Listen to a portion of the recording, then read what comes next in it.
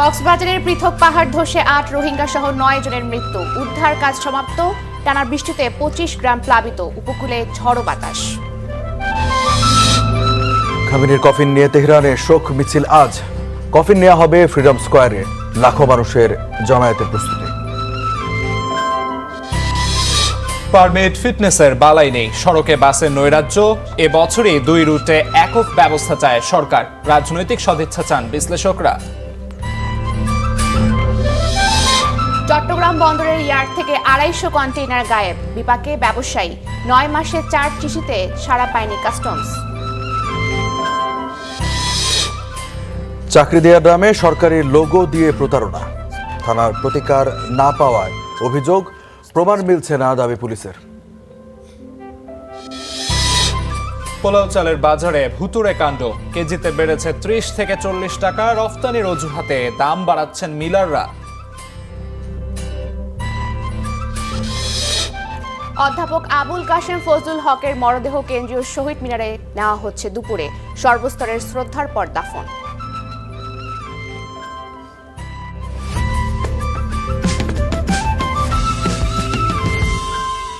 এই বিশ্বকাপের সবচেয়ে আবেগঘন রাতগুলোর একটি দেখল ফুটবল বিশ্ব। একদিকে ব্রাজিল সমর্থকদের চোখের জল আর ভাঙা স্বপ্ন, অন্যদিকে নরওয়ের ঐতিহাসিক জয়ে আর্জেন্টিনা ফ্যানদের উচ্ছ্বাস। ড্যাফোডিলের অডিটোরিয়ামে এই দুই বিপরীত আবেগই ধরা পড়েছে আমাদের ক্যামেরায়। বিস্তারিত কেএম সনির রিপোর্টে। দুঃখ ভাই, বুকের বাম পাশে 5টা স্টারের নিচে ব্যথাটা করতেছে ভাই। প্রিয় দলটার বিশ্বকাপ যাত্রা থেমে যেতেই থমকে গেল পুরো গ্যালারি। চোখে জল, মুখে হতাশা। কথা বলতে গিয়েও আটকে গেলেন কয়েকবার। কেউ ক্ষোভ ঝাড়লেন দলের পারফরমেন্সে, কেউ আবার নিঃশব্দে মেনে নিলেন হৃদয় ভাঙা এই বিদায়। ব্রাজিলের ডিফেন্স অনেকটাই খারাপ অবস্থা। মিডফিল্ড ক্যাসেমিরো একাই ধরে রাখছিল। ভাষায় বলে প্রকাশ করার মতো না। গতকালকে হচ্ছে যে আর্জেন্টিনার ম্যাচটা যেভাবে গেছে, তারা হচ্ছে যে সার্ভাইভ করতে পারছে, আমরা পারিনি, এটা আমাদের ব্যর্থতা। অন্যদিকে ঠিক উল্টো ছবি আর্জেন্টিনার সমর্থকদের। প্রিয় প্রতিপক্ষের বিদায়ে আনন্দ যেন ধরে না। উল্লাস, স্লোগান আর বাঁধ ভাঙা উদযাপনে মেতে ওঠেন তারা। সেই সঙ্গে কাটা ঘায়ে নুনের ছিটা দিতেও নেই ছাড়। আসলে আর্জেন্টিনার সাথে লেভেলেই নাই। আর্জেন্টিনার সাথে লেভেলে আসার জন্য অন্তত আমি মনে করি ব্রাজিলকে আরো অন্তত 4 বছর আঞ্চলিক উচিত, গুছিয়ে তারপর আসা। আগামী 100 বছরেও ওদের হেক্সা আমার ছেলে মেয়ে দেখতে পারবে কিনা সন্দেহ আছে। হাসি কান্নার এই গল্পের শুরুতে ফেরা যাক। ম্যাচ দেখতে এদিন ড্যাফোডিলের অডিটোরিয়ামে হাজির ঢাকায় নিযুক্ত নরওয়ের রাষ্ট্রদূত হাকন আরাল্ড। খেলার শুরু থেকেই টান টান উত্তেজনা। নরওয়ের অফসাইডে গোল, ব্রাজিলের পেনাল্টি মিস। আক্রমণ পাল্টা আক্রমণে গোলশূন্য সমতায় শেষ হয় প্রথমার্ধ। নরওয়ের রাষ্ট্রদূতের তখন ব্রাজিলকে হারানোর প্রত্যাশা। We have kept the ball among our team and we have had come to several chances. So I hope we can nail it at the end. দ্বিতীয়ার্ধে পূরণ হয় তার আশা। হল্যান্ডের জোড়া গোলে নরওয়ে কাটে কোয়ার্টার ফাইনালের টিকিট। আর বিশ্বকাপ থেকে বিদায়ের যন্ত্রণা তখন ব্রাজিল ফ্যানদের। আসলে খারাপ লাগছে, নিজের টিম হেরে গেছে, এখন কি করবো ভাই, খারাপ লাগবেই স্বাভাবিক। আপনার চোখে পানি? হ্যাঁ ভাই, অটো চলে আসছে, এখন হয়তো বা ভালোবাসা থেকে আসছে। টানা 6 বিশ্বকাপে ইউরোপের দলের কাছে হেরে বিদায় ব্রাজিল। ভেঙে চুরমার হেক্সা জয়ের স্বপ্ন। সেলেসাও ফ্যানরা কি করে লুকাবেন ব্যথা, কি বলেই বা বোঝাবেন অশান্ত মনকে। KM Sony, star play. নিম্নচাপের প্রভাবে উত্তাল সাগর। উপকূলে হচ্ছে ঝোড়ো বাতাস, বৃষ্টি। সমুদ্র বন্দরসমূহে জারি আছে সতর্কতা। মাছ ধরার ট্রলারগুলোতে উপকূলের কাছাকাছি থাকতে বলা হয়েছে।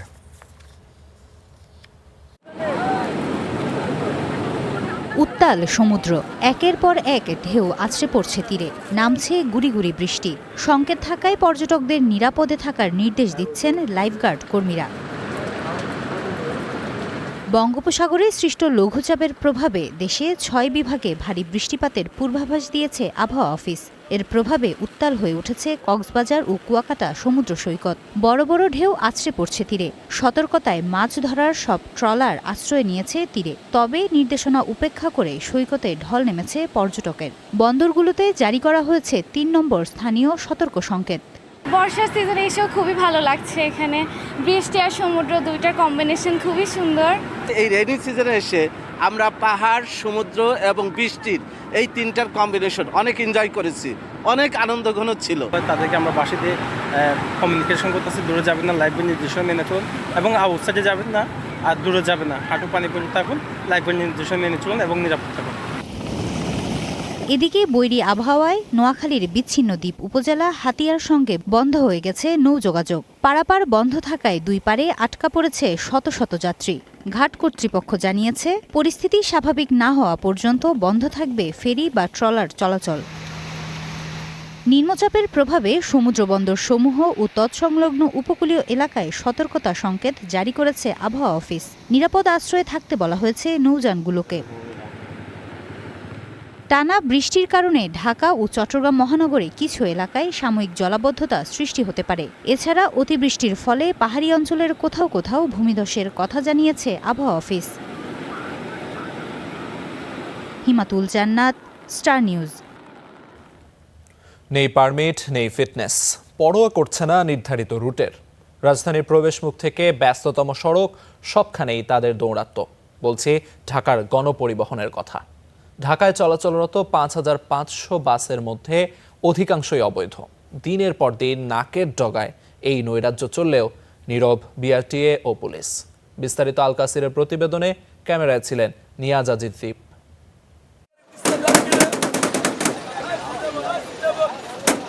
নগরবাসীকে সেবা দিতে নামা এই বাসগুলো এখন নৈরাজ্যের আরেক নাম। নেই রুট পারমিট, সংখ্যা অনুমোদনের চেয়ে বেশি, ফিটনেসেরও নেই বালাই। কোমল পরিবহনের ইস্যুকৃত বাসের সংখ্যা 10, অথচ চলছে 42টি। রুট পারমিট নারায়ণগঞ্জের আদমজীদ থেকে সায়দাবাদ, তারা চালাচ্ছে গুলিস্তান পর্যন্ত। এত অনিয়ম একসাথে কিভাবে, এই প্রশ্ন ছিল মালিকদের কাছে। এটা আমাদের দোষ না, এটা হলো বর্তমান পরিস্থিতির দোষ। বিএনপি সরকার আসার আগে আমাদেরকে ওই সময় বলা হয়েছিল যে বিআরটি থেকে আপনারা অ্যাপ্লাই করেন, আমরা পরবর্তীগুলো দেখবো, কিন্তু আর ওই দেশের পরিস্থিতি খারাপের কারণে আর যাওয়া হয় নাই, আর এটা নিয়ে আগানো হয় না। 10 টাকার অনুমোদন নিয়ে আপনারা 25টা, 30টা, 40টা কিভাবে চালাচ্ছেন? 10টা অনুমতি নামলো, 86 টাকার অনুমতি, আমগো অনুমতি আছে, আমগো কাগজ আছে। রোড পারমিট তো ভাই এখন যায় না, বন্ধ। রোড পারমিট বন্ধ করছে যে কাগজ থাকতে ভাই। কলাবাগানে আইন ভেঙে সড়কে পার্কিং করা এই বাসগুলো মেঘলা পরিবহনের। ক্যামেরা দেখেই শুরু হয় সরে যাওয়ার প্রতিযোগিতা। ভুলতা কলাবাগান রুটে এই কোম্পানির অনুমোদন 59টি গাড়ির। বিআরটিএর হালনাগাদ তথ্য বলছে, এর মধ্যে রুট পারমিট আছে 34টির, নেই 25টির। 25টা নাই না, এটা তো স্যার, তাহলে আপনি যদি আমার আরেকদিন সুযোগ দেন, তাহলে আমি পারমিটের কাগজগুলো সবগুলো আপনি দিতে পারি, যোগ করে স্যার, যে আমাদের কয়টা আছে। আশা করি আমি যেটা বলছি স্যার, এর কম হবে না স্যার, ইনশাআল্লাহ স্যার। রজনীগন্ধা পরিবহনের ঘাটারচর কাউন্টার, ক্যামেরা দেখেই সরে যান বাস শ্রমিক ও কাউন্টারম্যান। গাড়ি নাই তো, এই কারণে হয়তো মানে সাইডে বেটা আছে। আমি তো অনেকক্ষণ ধরে এখানে আসলাম, তো কাউরে তো খুঁজে পাইতেছি না, এখানেও পাইতেছি না। রাস্তায় এই কোম্পানির বাস চলছে 50টিরও বেশি, অথচ অনুমোদন 40টি। আর ইস্যু করা 23 গাড়ির মধ্যে পারমিট নেই 10টির।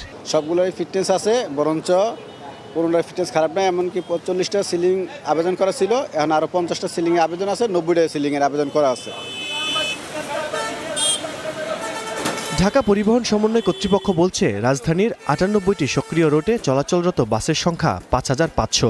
সবশেষ তথ্য মতে এগুলোর মধ্যে 1,646টি বাসই রুট পারমিটবিহীন। সড়কের এত অনিয়মে কি করছে নিয়ন্ত্রক সংস্থা বিআরটিএ? উত্তর জানতে চেয়ারম্যানের দপ্তরে গেলে সাক্ষাৎ দেননি তিনি। প্রশ্ন পাঠিয়েও পাওয়া যায়নি উত্তর।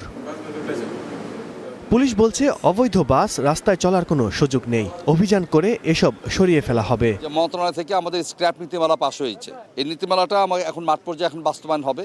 ফলাফলগুলো আমার ধারণা যে মাসখানিকের মধ্যে খুব দৃশ্যমান পর্যায়ে রাজধানীবাসী দেখতে পারবে। রাজধানী ঢাকার লাখো মানুষের ভরসা গণপরিবহন, কিন্তু এই ভরসার পথেই নিত্যদিনের ভোগান্তি।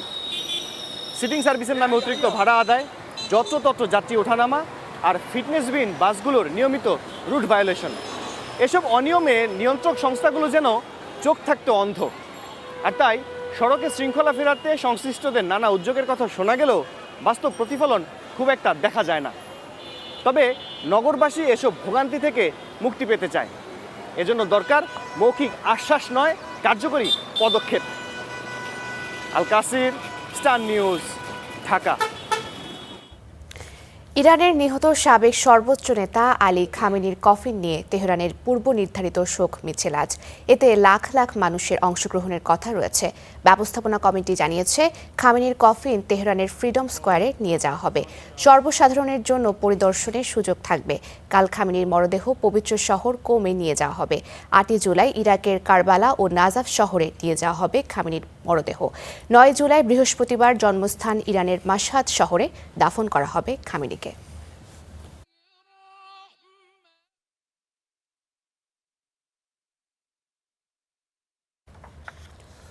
সব বাসকে এক কোম্পানির আওতায় আনতে ফের মাঠে নামছে সরকার। এবছরই 2 রুটে একক ব্যবস্থায় বাস চালুর পরিকল্পনা ঢাকা পরিবহন সমন্বয় কর্তৃপক্ষের। তবে বিশেষজ্ঞরা বলছেন, রাজনৈতিক সদিচ্ছা ও মালিক শ্রমিকের সমন্বয় ছাড়া এই উদ্যোগ কাজে আসবে না। জিসান আহমেদের রিপোর্টে বিস্তারিত। প্রতি রুটে একক কোম্পানির বাস। সড়কে শৃঙ্খলা ফেরাতে বাস রুট রেশনালাইজেশনের মূল পরিকল্পনাই এটি, যা আবারও চালুর প্রক্রিয়া শুরু করেছে সরকার। অনেক কথা হয়, কিন্তু আমরা তো কিছু কইতে পারি না, আমরা খালি শুয়েই যাই। এর নামাইলে ভালো, না নামাইলে খারাপ। নগর পরিবহন যে গাড়িগুলো দিছিল দেখার মতো গাড়ি, এই গাড়িগুলা এখান থেকে উঠে গেল, চলতে পারলো না। অথচ ভাঙ্গাচুরা গাড়ি ও রোডে চলতেছে। কেন চলতেছে? দুর্নীতি আছে ওখানে। বাংলাদেশে যা হবে সবই পলিটিক্যাল কমিটমেন্ট। আপনি যদি দৃঢ়ভাবে পলিটিক্যাল কমিটমেন্ট এস্টাবলিশ করতে পারেন, সব সাকসেস। একটা গাড়ির পিছনে একটা গাড়ি ছাড়লে, নিয়মকানুন করে ছাড়লে আমরা ঠান্ডা মাথায় সুন্দরভাবে আমরা গাড়ি চালাতে পারি। আমাদের মাথায় কোনো টেনশন থাকে না। ঢাকা পরিবহন সমন্বয় কর্তৃপক্ষ বলছে, মালিকদের সম্মতি ও সরকারি সহযোগিতা থাকায় চলতি বছরেই 2 রুটে একক ব্যবস্থাপনায় বাস চালুর পরিকল্পনা রয়েছে। এদিক থেকে যেরকম ছিল যে কমিটি কর্তৃক কিছু ডিসিশন চাপিয়ে দেয়া, আবার ওদিক থেকেও ছিল যে মালিক সমিতি থেকে যথাযথ সহযোগিতা এবং এর সঙ্গে যে আন্ডারস্ট্যান্ডিংটা সেটা না থাকা। এখন অত্যন্ত আশাবাদের কারণ হচ্ছে যে পলিটিক্যাল উইলনেস লাগে। সুতরাং আমরা আসলে একই গোল বা একই ভিশনে কাজ করছি। সবচেয়ে বড় যেটা বলবো যে আমাদের মালিক বা শ্রমিক সংগঠনসমূহ তারা কিন্তু এর সঙ্গে একমত। 2021 সালে কেরানীগঞ্জের ঘাটারচর মোহাম্মদপুর কাঁচপুর রুটে নগর পরিবহন নামে 50টি বাস চালু করা হয়। তবে কয়েক মাসের মধ্যেই তা বন্ধ হয়ে যায়। তারপরও কেন আবার একই পথে হাঁটছে সরকার? প্রতিটি উদ্যোগ গ্রহণ করা হচ্ছে এবং প্রতিটি উদ্যোগ বাস্তবায়নের জন্য কিন্তু কাজ করা হচ্ছে। তার মানে সরকার শুধুমাত্র প্রস্তাব দিয়েই ক্ষান্ত হচ্ছে না বা কোনো স্বপ্ন দেখাচ্ছে না। বিশেষজ্ঞদের মতে, অতীতের ব্যর্থতার কারণ খুঁজে বের করে কার্যকর সমাধান না করলে এবারও বাস্তবায়ন কঠিন হবে। গণপরিবহনের মূল রোগটা কি সেটা বুঝতে হবে। রোগটা কিন্তু রাজনৈতিক পৃষ্ঠপোষকতা ছাড়া এটা সমাধান হবে না। এটা কোনো টেকনিক্যাল সমস্যা না। পৃথিবীর সব দেশের তো বাস রুট ফ্রেন্ডলি চলছে, আমরা কেন চালাতে পারবো না? সরকার যেমন সফল হবে, জনগণও সেবা পেয়ে কিন্তু খুশি হবে। সো একটা উইন উইন সিচুয়েশন হবে। প্রতিদিন 3 কোটি যাত্রী যাওয়া আসা করে। এই যাত্রীর জন্য নেওয়ার জন্য আমি 5টা কোম্পানিকে দিব। এই কথাটাই হলো বিজনেসের ক্লাইমেট। রাজধানীর গণপরিবহন ব্যবস্থার শৃঙ্খলা ফেরানোর লক্ষ্য নিয়ে আবারও সামনে এসেছে বাস রুট রেশনালাইজেশন পরিকল্পনা। বিশেষজ্ঞরা বলছেন, এটি সঠিকভাবে কার্যকর করা গেলে সড়কে কমবে বিশৃঙ্খলা, বাড়বে যাত্রী সেবার মান। তবে অতীতের মতো সমন্বয়হীনতা আর বাস্তবায়ন সংকট দেখা দিলে এ উদ্যোগও কাগজে কলমে সীমাবদ্ধ থাকার আশঙ্কা রয়েছে। তাই শুধু পরিকল্পনা নয়, এখন সবচেয়ে বেশি গুরুত্বপূর্ণ এর কার্যকর বাস্তবায়ন। Zisan Ahmed, Star News, Dhaka. গণভোটের রায় বাস্তবায়ন ও স্থানীয় সরকার নির্বাচন সামনে রেখে এনসিপির জুলাই পদযাত্রা শুরু সোমবার। গাজীপুর দিয়ে শুরু হচ্ছে তাদের উত্তরের পথে যাত্রা। এর নেতৃত্বে থাকছেন সার্জিস আলম ও নাসিরউদ্দিন পাটোয়ারি। তবে গোপালগঞ্জে স্থানীয় সরকারে প্রার্থী না থাকায় সেখানে যাচ্ছেন না দলটির নেতারা। গত বছরের ফেব্রুয়ারিতে নতুন দল হিসেবে আত্মপ্রকাশ এনসিপির।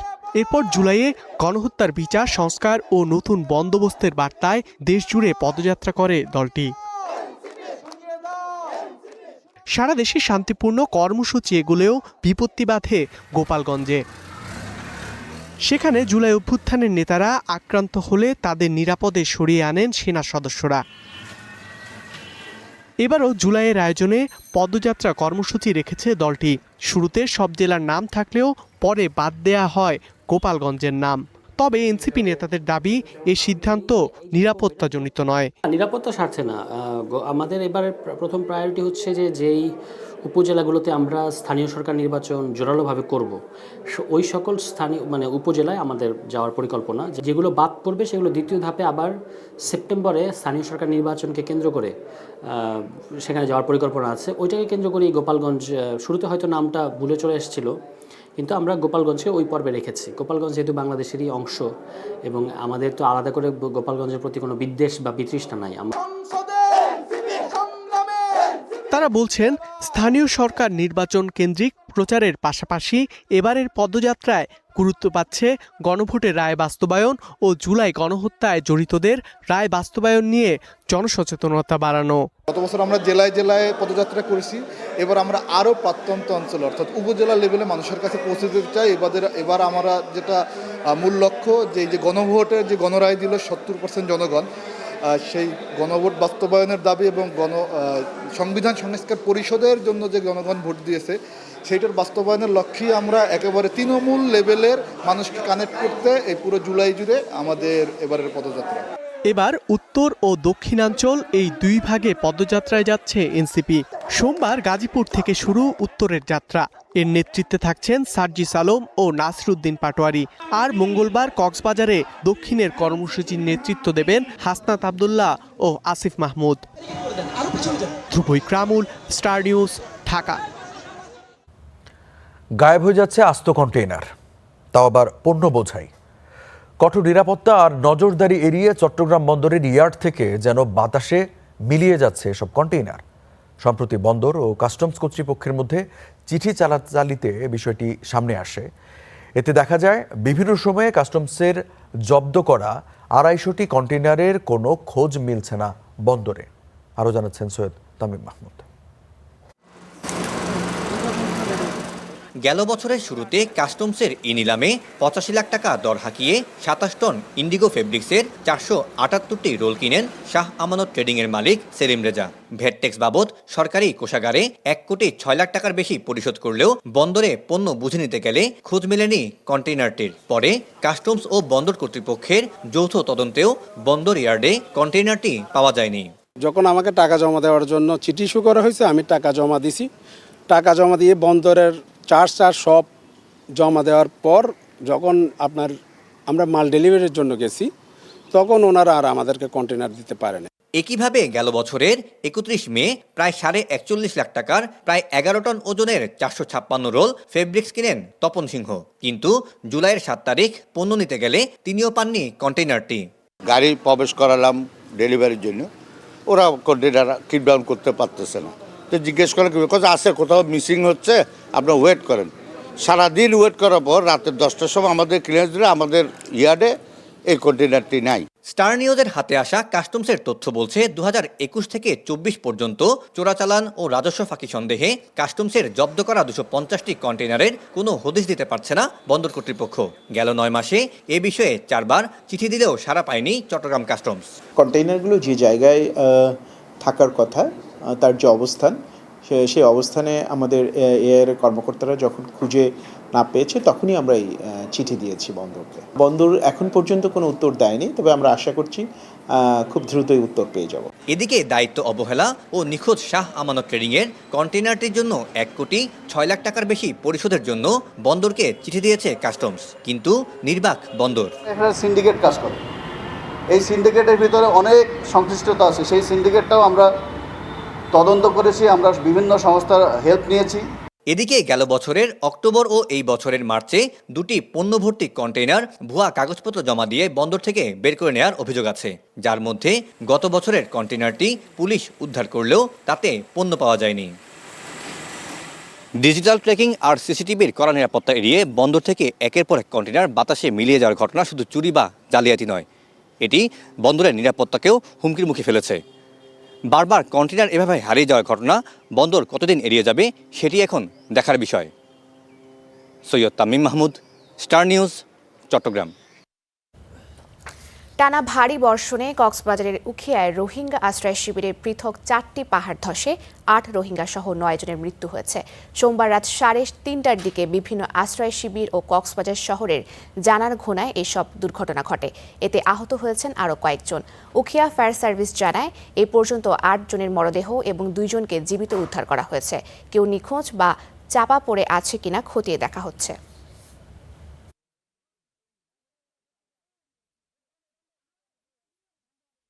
15 ক্যাম্পের কথা যদি বলি, ওখানে আমাদের হাতেই উদ্ধার হয়েছে 2 জন, আর জনতা কর্তৃক 1 জন মৃত উদ্ধার, তাহলে 3 জন মৃত ব্যক্তি উদ্ধার। আর ক্যাম্পে আমাদের জানা মতে, ডিএমসি মেম্বারদের তথ্য মতে, ক্যাম্পে 11তে 4 জনের মৃত্যুর আমরা সংবাদ পেয়েছি। ফারিয়া, দেখছিলেন যে কি একটা দুর্যোগের অবস্থা, নিম্নচাপ চলছে সেখানে, এবং গতকালকেও 3 নম্বর সতর্ক সংকেত জারি করা হয়েছিল। একদম 3 নম্বর সতর্কতা সংকেতের মধ্যে কিন্তু পাহাড় ধসের ঘটনা আশঙ্কা করা হচ্ছিল। আমাদের প্রতিবেদকও কিন্তু বারবার করে গতকালকে জানাচ্ছিলেন যে এখানে পাহাড় ধসের ঘটনা ঘটতে পারে, এবং সেখানে প্রাণহানির সংখ্যা ছিল। এখন পর্যন্ত 9 জনের মৃত্যু ঘটনা ঘটলো, এবং এই বৃষ্টি যদি আরও অব্যাহত থাকে, আরও পাহাড় ধসে আরও প্রাণহানির সংখ্যা রয়েছে। যদিও প্রশাসনের পক্ষ থেকে মাইকিং করা হচ্ছে, কিন্তু তারপরও প্রাণহানিটা ঠেকানো গেল না, বা আরও যে সময় আসছে, আরও যারা পাহাড়ে রয়েছেন তাদেরকে যদি দ্রুত সরিয়ে নেওয়া না যায়, তাহলে মনে হয় এই মৃতের সংখ্যা আরও বাড়তে পারে। তো এই ছিল খবরাখবর। আরও খবর আছে আমাদের কাছে। দর্শক, আপনাদের অনেকেরই দিন শুরু হয় পত্রপত্রিকার পাতা উল্টিয়ে, এবং দিনের গুরুত্বপূর্ণ সংবাদগুলো কী কী আছে পত্রপত্রিকা থেকে আপনারা জেনে নিতে অভ্যস্ত, এবং সকালবেলাতেই কিন্তু আপনারা এটা জেনে নিতে চান। তো সেইটার চাহিদার কথা মাথায় রেখে আমরা এবারে জানাবো আজকের দিনের প্রধান প্রধান সংবাদগুলো বিভিন্ন গণমাধ্যমে কি আছে সেটা জানাবেন আমাদের সহকর্মী আলিফ। রঞ্জু, আপনাকে অসংখ্য ধন্যবাদ। আসলে যেমনটি বলছিলেন, দিনের শুরুটা অনেকেই করে থাকেন পত্রপত্রিকার পাতায় চোখ বোলাতে বোলাতে, প্রধান শিরোনামগুলো দেখতে দেখতে। তো দর্শকদের সেই কাজটিকে অনেকাংশে সহজ করে দিতে স্টার নিউজের পর্দায় আমরা যে কাজটি করে থাকি, গুড মর্নিং বাংলাদেশে প্রতিদিনই দেখানোর চেষ্টা করি দেশের সর্বাধিক পঠিত যে পত্রপত্রিকাগুলো রয়েছে সেগুলোর প্রথম পাতায় কি কি শিরোনাম উঠে এসেছে। সেই ধারাবাহিকতায় আজ আমরা প্রথমেই দেখাতে যাচ্ছি দৈনিক প্রথম আলো। প্রথম আলোর প্রথম যে শিরোনামটি করা হয়েছে সেটি হচ্ছে ক্যাডেট কলেজের আদলে হবে 600 শিক্ষা প্রতিষ্ঠান। অর্থাৎ প্রাথমিক বিদ্যালয় নিয়ে কিন্তু সাম্প্রতিক সময়ে একটি তথ্য উঠে এসেছে, বা একটি মোটামুটি একটি প্রতিবেদন বেশ কয়েকদিন ধরেই পত্রপত্রিকার পাতায় রয়েছে, সংবাদগুলোতে রয়েছে। সেটি হচ্ছে প্রাথমিক বিদ্যালয়ে যে সমস্ত শিক্ষার্থী আছেন বেশিরভাগই সঠিকভাবে বা শুদ্ধভাবে তারা বাংলা রিডিং পড়তে পারছে না, এবং এই ব্যাপারটি কিন্তু একটি শঙ্কার বিষয়।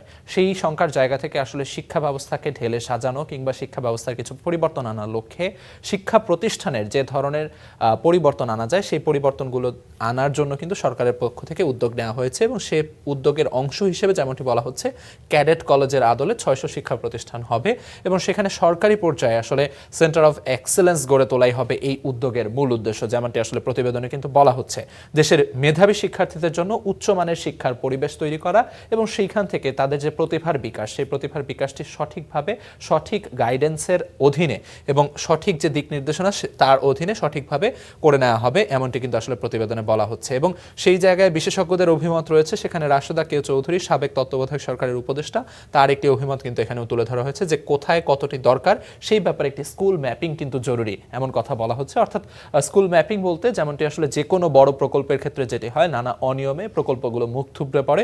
অর্থাৎ সরকারের এই উদ্যোগগুলোতে আসলে সরকারের সদিচ্ছা থাকার পরেও সেই যে সরকারি কর্মকর্তা যারা রয়েছেন সেই জায়গায় তাদের যে সঠিকভাবে সেই দায়িত্ব পালনের যে জায়গা, সেই জায়গাটিতে নানা ধরনের অবহেলার কারণে কিন্তু প্রায়ই দেখা যায় প্রকল্পগুলো মুখ থুবড়ে পড়ে।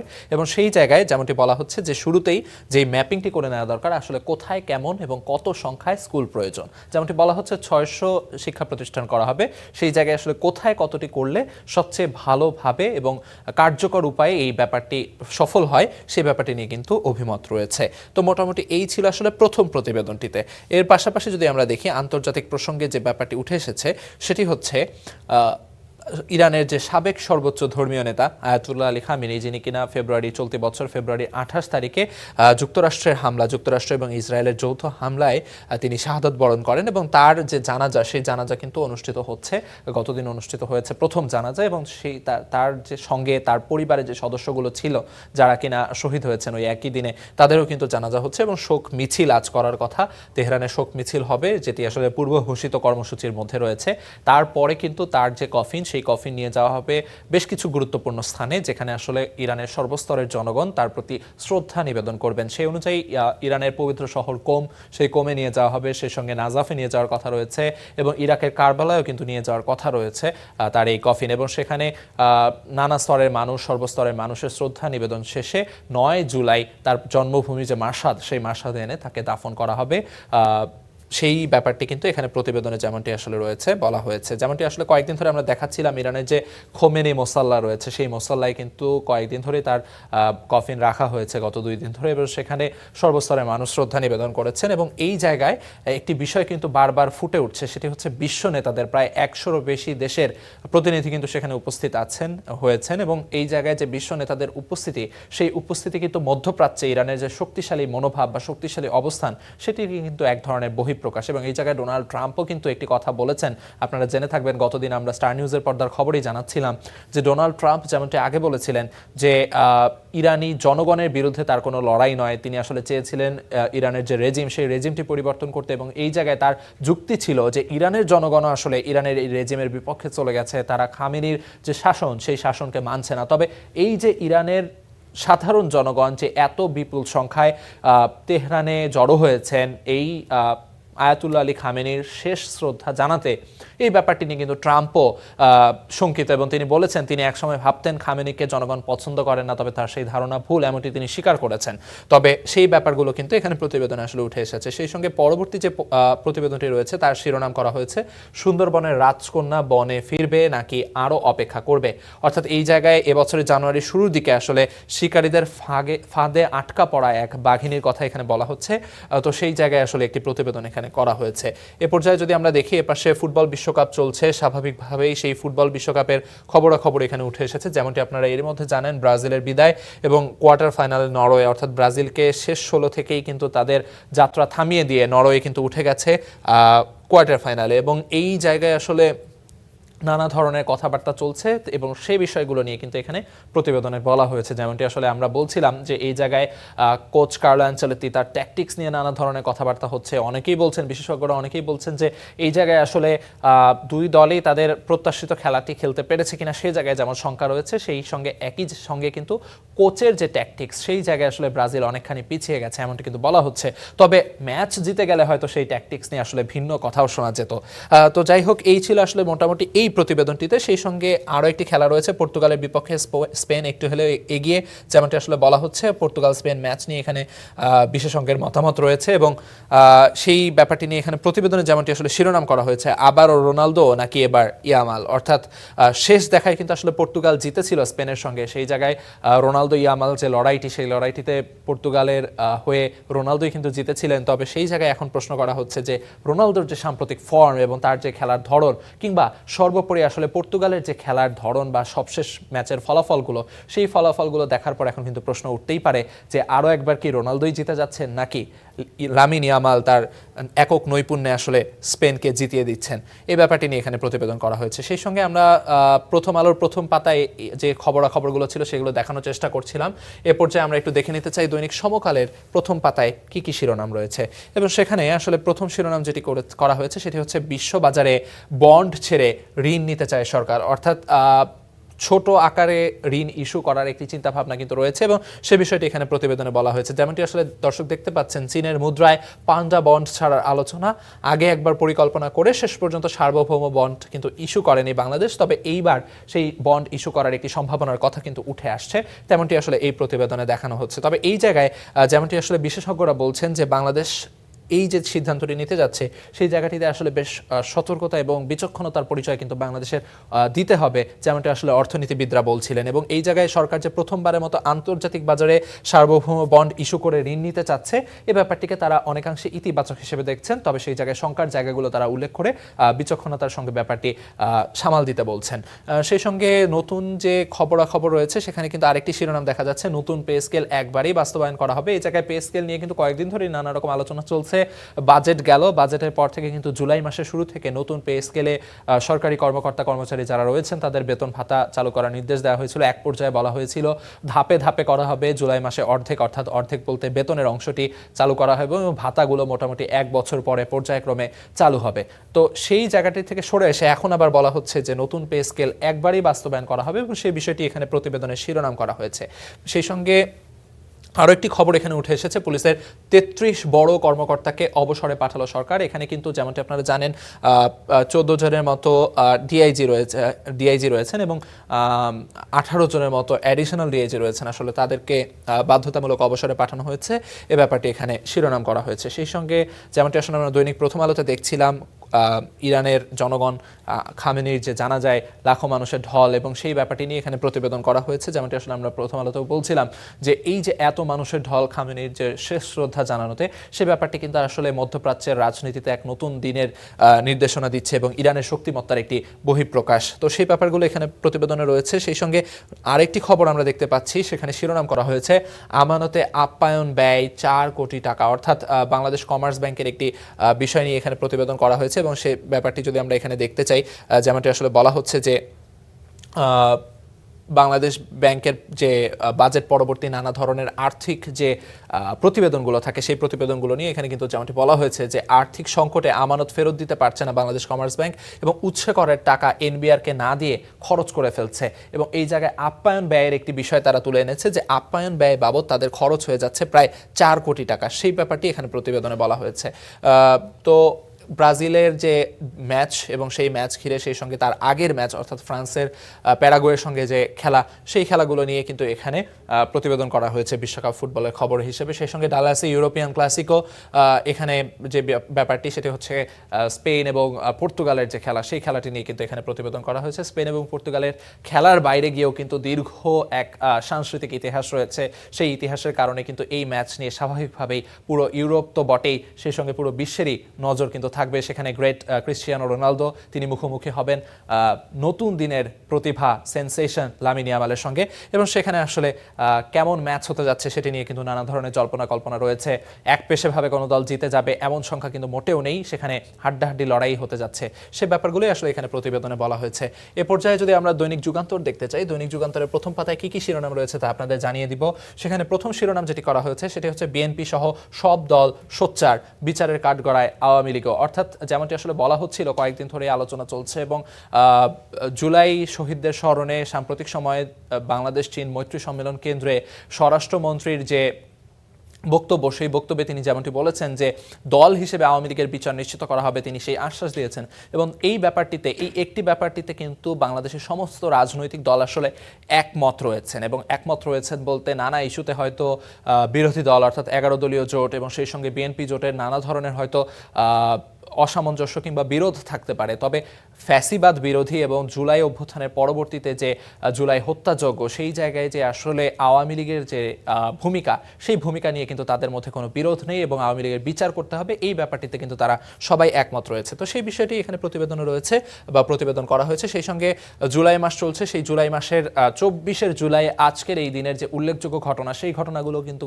এই পত্রিকা তুলে ধরার চেষ্টা করছে এবং সেখানে শিরোনাম করা হয়েছে বাংলা ব্লকেটে রাজপথ দখলে নেয় শিক্ষার্থীরা। অর্থাৎ এই দিনে, জুলাইয়ের এই দিনে কিন্তু বাংলা ব্লকেট শুরু হয়েছিল এবং সেই জায়গায় ফেসবুকে নানা ধরনের যে ট্রেন্ড চলছিল, সেই জায়গায় প্রোফাইল পিকচার লাল করে দেওয়ার মাধ্যমে কিন্তু এক ধরনের সর্বস্তরের জনগণ যে আন্দোলনে সম্পৃক্ত বা একমত, সেই ব্যাপারটি কিন্তু উঠে আসে এবং সেই বিষয়গুলো এখানে প্রতিবেদনে উল্লেখ করা হয়েছে। সেই সঙ্গে যেমনটি আসলে অন্যান্য পত্রিকাতেও চলছে, ইরানের সাবেক সর্বোচ্চ ধর্মীয় নেতা আয়াতুল্লাহ আলী খামেনির জানাজা এবং সেই বিষয়টি এখানেও প্রতিবেদনে উঠে এসেছে, শিরোনাম করা হয়েছে। সেই সঙ্গে আপিল শুনানির অপেক্ষা, অর্থাৎ কেমন হবে তত্ত্বাবধায়ক সরকারের কাঠামো, অর্থাৎ সংবিধান সংস্কার কিংবা সংশোধন, সেই ইস্যু নিয়ে কিন্তু নানা ধরনের কথাবার্তা হচ্ছে এবং সেই জায়গায় নির্বাচনকালীন যে সরকার অর্থাৎ তত্ত্বাবধায়ক সরকার, সেই সরকার কাঠামো নিয়ে কিন্তু সরকার এবং বিরোধী দলের মধ্যে যে মতানৈক্য কিংবা মতভেদ, সেই মতভেদগুলো নিয়ে আসলে তত্ত্বাবধায়ক সরকারের কাঠামো কেমন হতে যাচ্ছে সেটি নিয়ে আপিল শুনানির অপেক্ষায় রয়েছে, সে বিষয়টি এখানে উঠে এসেছে। সেই সঙ্গে আরেকটি বিশেষ প্রতিবেদন অর্থাৎ সাক্ষাৎকারের একটি প্রতিবেদন দেওয়া হয়েছে, সেখানে বলা হয়েছে বন্দনার সংস্কৃতি থেকে বেরিয়ে আসছে সংসদ। অর্থাৎ বন্দনার সংস্কৃতি বলতে যেমনটি আসলে গত ফ্যাসিস্ট আওয়ামী লীগ সরকারের আমলে যেমনটি দেখা যেত যে সংসদে আসলে জনগণের কথা যতটা না বলা হতো তার চেয়ে বেশি কথা বলা হতো তৎকালীন সরকার প্রধান কিংবা যারা দায়িত্বশীল রয়েছেন তাদেরকে তোষামত করে আসলে সংসদ সদস্যরা নানা ধরনের কথাবার্তা বলতেন এবং এটি আসলে প্রচলিত ছিল। তবে সেই বন্দনার সংস্কৃতি থেকে বর্তমান সংসদ বেরিয়ে আসছে এবং বেরিয়ে আসার চেষ্টা করছে, এমনটি আসলে কিন্তু সাক্ষাৎকারে বলা হয়েছে। সেই সঙ্গে ফুটবল বিশ্বকাপের খবর স্বাভাবিকভাবেই রয়েছে। যুদ্ধ জিতে শেষ 8-এ ফ্রান্স, অর্থাৎ প্যারাগুয়ের বিপক্ষে ফ্রান্সের যে কষ্টার্জিত জয় বলতে হবে, যদিও তারা পাসিং সহ বলের পজিশন সহ সবকিছুতে তারা এগিয়ে ছিল, তবে ফ্রান্সের যে স্বভাবগত খেলা এই বিশ্বকাপে পুরো বিশ্ব দেখছিল, অর্থাৎ গোলের পর গোল, সেই গোলের ব্যাপারটি কিন্তু আসলে কিছুটা মিসিং ছিল এবং সেই বিষয়টি নিয়ে এখানে প্রতিবেদনে বলা হয়েছে। সে সঙ্গে বিশ্বকাপে লাতিন ও ইউরোপের আধিপত্য চলছেই, যেমনটি আসলে স্বাভাবিকভাবে প্রতি বিশ্বকাপেই খবরে থাকে যে কে বেশি এগিয়ে, এবং সেই বিতর্ক কিন্তু এখনও চলমান, সেই বিষয়টি নিয়ে এখানে প্রতিবেদন করা হয়েছে। এ পর্যায়ে যদি আমরা দ্য নিউ এইজের দিকে দেখতে চাই, দ্য নিউ এইজ পত্রিকার শিরোনামগুলো আপনাদের সংক্ষেপে জানিয়ে দিতে চাই। সেখানে প্রথম যে শিরোনামটি করা হয়েছে সেটি হচ্ছে মিজলস আনস্টপেবল ডিসপাইট ভ্যাকসিনেশন, অর্থাৎ যে ভ্যাকসিন কিংবা যে ধরনের টিকা কার্যক্রম, সেই টিকা কার্যক্রম চলার পরেও কিন্তু হামের যে প্রাদুর্ভাব সেটিকে ঠেকানো যাচ্ছে না, এই বিষয়টি এখানে প্রতিবেদনে করা হয়েছে। সেই সঙ্গে under estimated target poses barrier two hard immunity, অর্থাৎ এই জায়গায় যে ব্যাপক সংখ্যক জনগণের মাঝে যে রোগ প্রতিরোধ ক্ষমতা, সেই রোগ প্রতিরোধ ক্ষমতায় হামের যে প্রভাব, সেই প্রভাবটি নিয়ে কিন্তু কথা বলা হয়েছে। সেই সঙ্গে vaccine may be failing to generate antibody response, অর্থাৎ এই জায়গায় কিন্তু আরেকটি গুরুত্বপূর্ণ ইস্যু এখানে তুলে ধরা হয়েছে, সেটি হচ্ছে যে বর্তমান সময়ে যে বিষয়টি নিয়ে বেশ চিন্তা ভাবনা করা হচ্ছে সেটি হচ্ছে অ্যান্টিবায়োটিকের ব্যাপক ব্যবহারের ফলে আমাদের দেহের যে রোগ প্রতিরোধ ক্ষমতা সেটি কিন্তু একভাবে ক্ষতিগ্রস্ত হচ্ছে এবং আমরা অ্যান্টিবডি তৈরি করার যে প্রবণতা বা ভ্যাকসিন থেকে অ্যান্টিবডি তৈরি করার যে প্রক্রিয়া সেটি কিন্তু বাধাগ্রস্ত হচ্ছে, সেই বিষয়টি এখানে প্রতিবেদনে বলা হয়েছে। সেই সঙ্গে যেমনটি আসলে অন্য পত্রিকাগুলোতে দেখছিলাম, পুলিশের 33 কর্মকর্তার বাধ্যতামূলক অবসর, সেটি এখানে প্রতিবেদন করা হয়েছে এবং শিরোনাম করা হয়েছে 14 DIGs 18 additional DIGs sent on forced retirement, অর্থাৎ বাধ্যতামূলক অবসরে যে 14 ডিআইজি এবং 18 অ্যাডিশনাল ডিআইজিকে পাঠানো হয়েছে সেটি আসলে বলা হয়েছে। সেই সঙ্গে tannery puts Dhaleshwari at stake in Savar, অর্থাৎ সরকারি একটি প্রতিবেদনের কথা এখানে শিরোনাম করা হয়েছে। সেই সঙ্গে আরেকটি প্রতিবেদন দেখা যাচ্ছে যেখানে বলা হয়েছে ICT scope of Awami League probe widens to cover earlier roles, অর্থাৎ আওয়ামী লীগ আমলের যে আইসিটি আইন, সেই আইসিটি আইন নিয়ে কিন্তু আসলে একটি তদন্ত প্রতিবেদন এবং সেটি কিন্তু নানা বিষয় উন্মোচন করছে এবং সেই জায়গায় বলা হচ্ছে যে formation of Baksal and Rakkhi Bahini closure newspaper will be probed too, অর্থাৎ বাকশাল এবং রক্ষী বাহিনীর যে বিষয়টি সেটি নিয়েও কিন্তু তদন্ত করা হবে এমন কথা কিন্তু বলা হচ্ছে।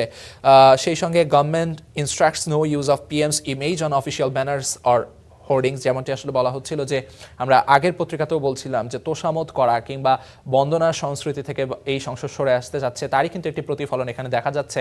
প্রধানমন্ত্রীর যে ছবি সেটি আসলে সরকারি ব্যানার পোস্টারে ব্যবহার না করার ব্যাপারে একটি আইন কিন্তু জারি করা হয়েছে বা একটি নির্দেশনা কিন্তু দেওয়া হয়েছে, সেই বিষয়টি এখানে প্রতিবেদন করা হয়েছে। সেই সঙ্গে friends to get special Hormuz treatment Iran, অর্থাৎ ইরানের পক্ষ থেকে মিত্র দেশগুলোর প্রতি হরমুজের বিষয়ে যে সিদ্ধান্ত আসতে যাচ্ছে সেটি নিয়ে প্রতিবেদন করা হয়েছে। সেই সঙ্গে আমরা সেই প্রথম আলোর খবরাখবর আপনাদের জানানোর সময় যেমনটি বলছিলাম যে ট্রাম্প কিন্তু খামেনির ব্যাপারে তার যে ভুল ধারণা সেটি তিনি বুঝতে পেরেছেন এমনটি তিনি দাবি করছেন, তেমন আসলে বলা হচ্ছে থট ইরানিয়ানস হেটেড খামেনি ট্রাম্প, অর্থাৎ ট্রাম্প যেমনটি বলেছেন যে তিনি ভেবেছিলেন ইরানি জনগণ আসলে খামেনিকে তেমন একটা ভালোবাসেন না, সেই ব্যাপারটি কিন্তু এখানে প্রতিবেদনে বলা হয়েছে। তো মোটামুটি দ্য নিউ এজ পত্রিকার এই শিরোনামগুলো জানানোর মাধ্যমে আপনাদের জানিয়ে দেওয়ার চেষ্টা করছিলাম আজকের যে দৈনিকগুলো রয়েছে সেই দৈনিকগুলোর প্রথম পাতায় কি কি শিরোনাম রয়েছে। তো ঘুরে ফিরে একই ধরনের খবর কিন্তু দেখা যাচ্ছে যে বিশ্বকাপ ফুটবল চলছে সেই খবর যেমন রয়েছে, ইরানে আয়াতুল্লাহ আলী খামেনির জানাজার খবরাখবর দেখতে পাচ্ছি আমরা। তো মোটামুটি এই ছিল আসলে দেশের সর্বাধিক পঠিত পত্রপত্রিকাগুলোর শিরোনাম। এ পর্যায়ে আমরা ফিরে যেতে চাই আমাদের মূল স্টুডিওতে, সেখানে আছেন আমাদের সহকর্মী রঞ্জু ইফতেখার। আলিফ, আপনাকে ধন্যবাদ। দর্শক, আপনারা দিনের গুরুত্বপূর্ণ সংবাদগুলো শিরোনামগুলো দেখছিলেন বিভিন্ন গণমাধ্যমগুলো থেকে সরাসরি, সেটা জানাচ্ছিলেন সহকর্মী আলিফ। যাচ্ছি পরের সংবাদে। জুলাই হত্যাযজ্ঞে নেতৃত্ব দেওয়ার অপরাধে দল হিসেবে আওয়ামী লীগের মানবতা বিরোধী অপরাধের তদন্ত চলছে, এমনটাই জানিয়েছেন আন্তর্জাতিক অপরাধ ট্রাইব্যুনালের চিফ প্রসিকিউটর আমিনুল ইসলাম। জানান, 24-এর গণঅভ্যুত্থানে সংঘটিত অপরাধে 14 দলীয় জোটের শরিকদের সম্পৃক্ততা পাওয়া গেলে তাদেরকেও বিচারের মুখোমুখি করা হবে। 24-এ উত্তাল গণ অভ্যুত্থান দমাতে ছাত্র জনতার উপর নির্বিচারে গুলি চালায় আইন শৃঙ্খলা বাহিনীর সদস্যরা। ঘাতকের তপ্ত বুলেটে শহীদ হন আবু সাইদ সহ প্রায় 1400, আহত হন প্রায় 30,000, যাদের 13% শিশু। 5 আগস্ট ফ্যাসিবাদী সরকারের পতনের পর নির্মম ওই হত্যাযজ্ঞের নেতৃত্ব দেওয়ার অভিযোগে আওয়ামী লীগের 14 দলীয় জোট সরকারের শরিক দলগুলোর বিরুদ্ধে আন্তর্জাতিক অপরাধ ট্রাইব্যুনালে অভিযোগ দায়ের করে আর এক রাজনৈতিক দল ন্যাশনাল ডেমোক্রেটিক মুভমেন্ট। এই তদন্ত করলেই তারা পরিষ্কার জানবেন যে এই 14 দলই দায়ী গণহত্যার আদেশে। এরপরই তদন্ত কর্মকর্তা নিয়োগ দিয়ে মাঠে নামে প্রসিকিউশন। দলের বিরুদ্ধে যে তদন্ত হবে, দলের বিরুদ্ধে যে সমস্ত সাক্ষ্য প্রমাণ আসবে, তার মধ্যে বিদ্যমান যে সমস্ত সাক্ষ্য ইতিমধ্যে হয়ে গেছে যেগুলো, সেই সাক্ষ্য প্রমাণগুলো অন্যতম এভিডেন্স হিসেবে গণ্য হবে। এমন বাস্তবতায় ট্রাইব্যুনালে আয়োজিত ব্রিফিংয়ে আওয়ামী লীগের বিচার প্রসঙ্গে কথা বলেন চিফ প্রসিকিউটর। বাংলাদেশ আওয়ামী লীগ দল হিসেবে যেমন তারা নানান অপরাধ সংগঠন করেছে, ঠিক একইভাবে ব্যক্তিগতভাবেও তাদের সুপিরিয়র রেসপন্সিবিলিটির দায় থেকেও তারা নানান কর্মকাণ্ড এবং ব্যক্তিগত দায় থেকেও তারা বিভিন্ন অপরাধমূলক কর্মকাণ্ড করেছে। সংগঠন হিসেবে আওয়ামী লীগের বিরুদ্ধে বিচার হবে কি হবে না, সেই বিষয়ে আমাদের সংস্থা তারা তদন্ত করছে। তদন্তে আওয়ামী লীগের জোট সঙ্গীদের সম্পৃক্ততা পাওয়া গেলে কি ব্যবস্থা নেওয়া হবে সে প্রসঙ্গেও কথা বলেন তিনি। রিপোর্ট প্রাপ্তির সাপেক্ষে প্রয়োজনীয় ব্যবস্থা গ্রহণ করার সুযোগ আছে এবং আপাতত আপনাদের অবগতির জন্য জানাচ্ছি যে এই বিষয়ে আমাদের তদন্ত সংস্থায় তদন্ত চলমান আছে। এরই মাঝে ইনুসহ বিভিন্ন মামলায় ট্রাইব্যুনালের হাতে আসা কল রেকর্ডের কথোপকথনে উঠে আসে জুলাই হত্যাযজ্ঞে অভিযুক্তদের সম্পৃক্ততার বিষয়। এই ক্লিয়ারে জামাত শিবিরের আবার নির্বাচনটা ভেঙে দেন। ইমন মাহমুদ, স্টার নিউজ, ঢাকা। বরিশালে চাকরি দেওয়ার নামে সরকারি লোগো দিয়ে সামাজিক মাধ্যমে প্রতারণার ফাঁদ, এতে নিঃস্ব হচ্ছেন অনেক তরুণ। থানায় অভিযোগ করে প্রতিকার না পাওয়ার অভিযোগও উঠেছে। জবাবে পুলিশ বলছে, সুনির্দিষ্ট প্রমাণের অভাবে ব্যবস্থা নিতে পারছে না তারা। সৈয়দ মেহেদী হাসানের রিপোর্ট। আপনি কি টিউশন খুঁজছেন? ফেসবুকের নিউজ ফিড স্ক্রল করতেই যদি বড় ধরনের চাকরির অফার পেয়ে যান, আর সেখানে সামান্য কিছু জামানত দিয়ে যদি জুটে যায় সরকারি চাকরি, তাহলে কি উপেক্ষা করবেন? চাকরির খোঁজে ফেসবুকে চোখ রাখেন অনেকেই।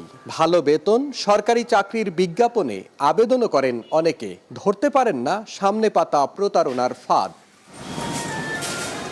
এমনই এক তরুণ জিসান ফেসবুকে সরকারি চাকরির বিজ্ঞাপন দেখে ভোলা থেকে যান ঢাকায়। ইন্টারভিউয়ের পর চাকরি নিশ্চিত জানিয়ে জামানত হিসেবে নেওয়া হয় 12,000 টাকা। পরে দেয়া হয় শাহজালাল বিমানবন্দরে নিরাপত্তা কর্মীর নিয়োগপত্র। তারা আমার কাছ থেকে টাকা নিয়ে আমার সাথে প্রতারণা করেছে। আমি এটা পুলিশকেও জানাইছি, 999 কল দিয়ে। থানায় গেছিলাম, তারা কোনো ব্যবস্থা নেয়নি। আমি 2-3 বার অফিসে গেছিলাম, প্রতিদিনই তোরা ওরকম পোলাবান্ধের গাইনা মারধর করে অফিসের ভিতরে। বিএম কলেজের এই শিক্ষার্থীও পড়েছেন একই ফাঁদে। পেমেন্ট করার পরে আমাকে বলছিল যে 1 সপ্তাহ সময় নিতে আছে তারা পরীক্ষার জন্য, কিন্তু আমি ওয়েট করতে আসি, কোনো আসলে মেসেজও পাই না যে কবে চাকরি দেবে, কি চাকরি দেবে।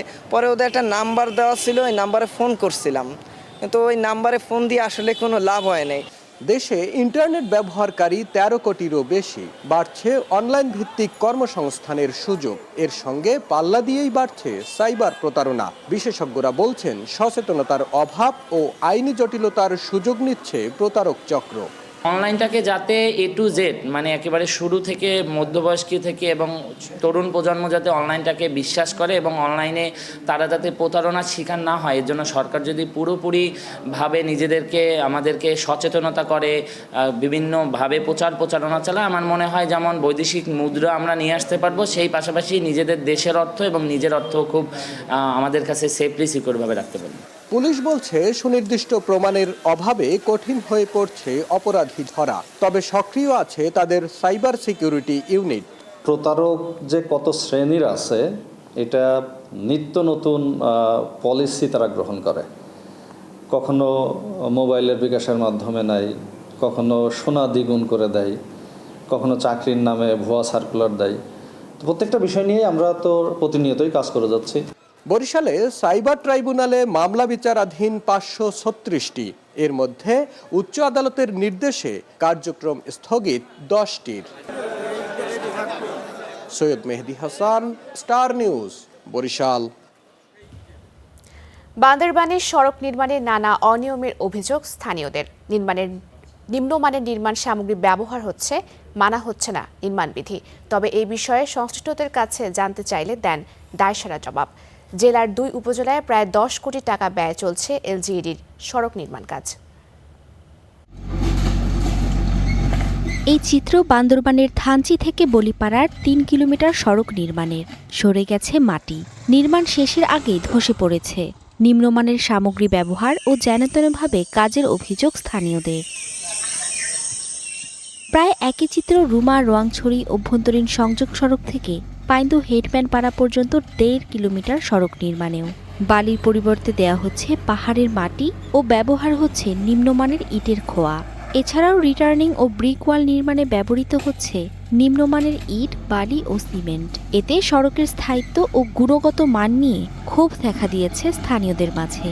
এরা কাজ করছে ওয়ালের মধ্যে, পারাবাসী কেউ জানে না। রাত্রে এসে এরা লোকজন নিয়ে রাতের মধ্যে ঢালা দিচ্ছে মাটি সহ। এটা এখানে বালু দেওয়ার কথা ছিল, বালু দেয় নাই। আশেপাশ থেকে মাটি কেটে ঢালাই করা হচ্ছে। সরকারি লস হবে আর কি। সরকারি যেগুলো টাকা দিছে ওগুলো যদি ঠিক মতো কাজ না করে তাহলে সরকারি লস হবে। আমি অনেকবার এলজিটির মাধ্যমে অবগত করেছি, তারপরে কোনো পদক্ষেপ নিয়ে নেয়। বান্দরবানের দুর্গম এলাকায় টেকসই সড়ক নির্মাণে প্রতিবছর সরকার বরাদ্দ দিচ্ছে কোটি কোটি টাকা। তবে ব্যাপক অনিয়মে সুফল মিলছে কম। এ বিষয়ে ঠিকাদারের কাছে জানতে চাইলে অভিযোগ এড়িয়ে যান। লোক দেখানো হামগরিয়ারে লাভ নেই, নাকি টিমর পর টিম আইয়ার চেক করে, ফাঁকিবাজির কোনো সুযোগ নেই, কোনো অপশনও নেই। অনিয়ম নিয়ে প্রশ্ন করা হলে ঠিকাদারের পক্ষ নেন এলজিইডির এই প্রকৌশলী, দেন দায়সারা জবাব।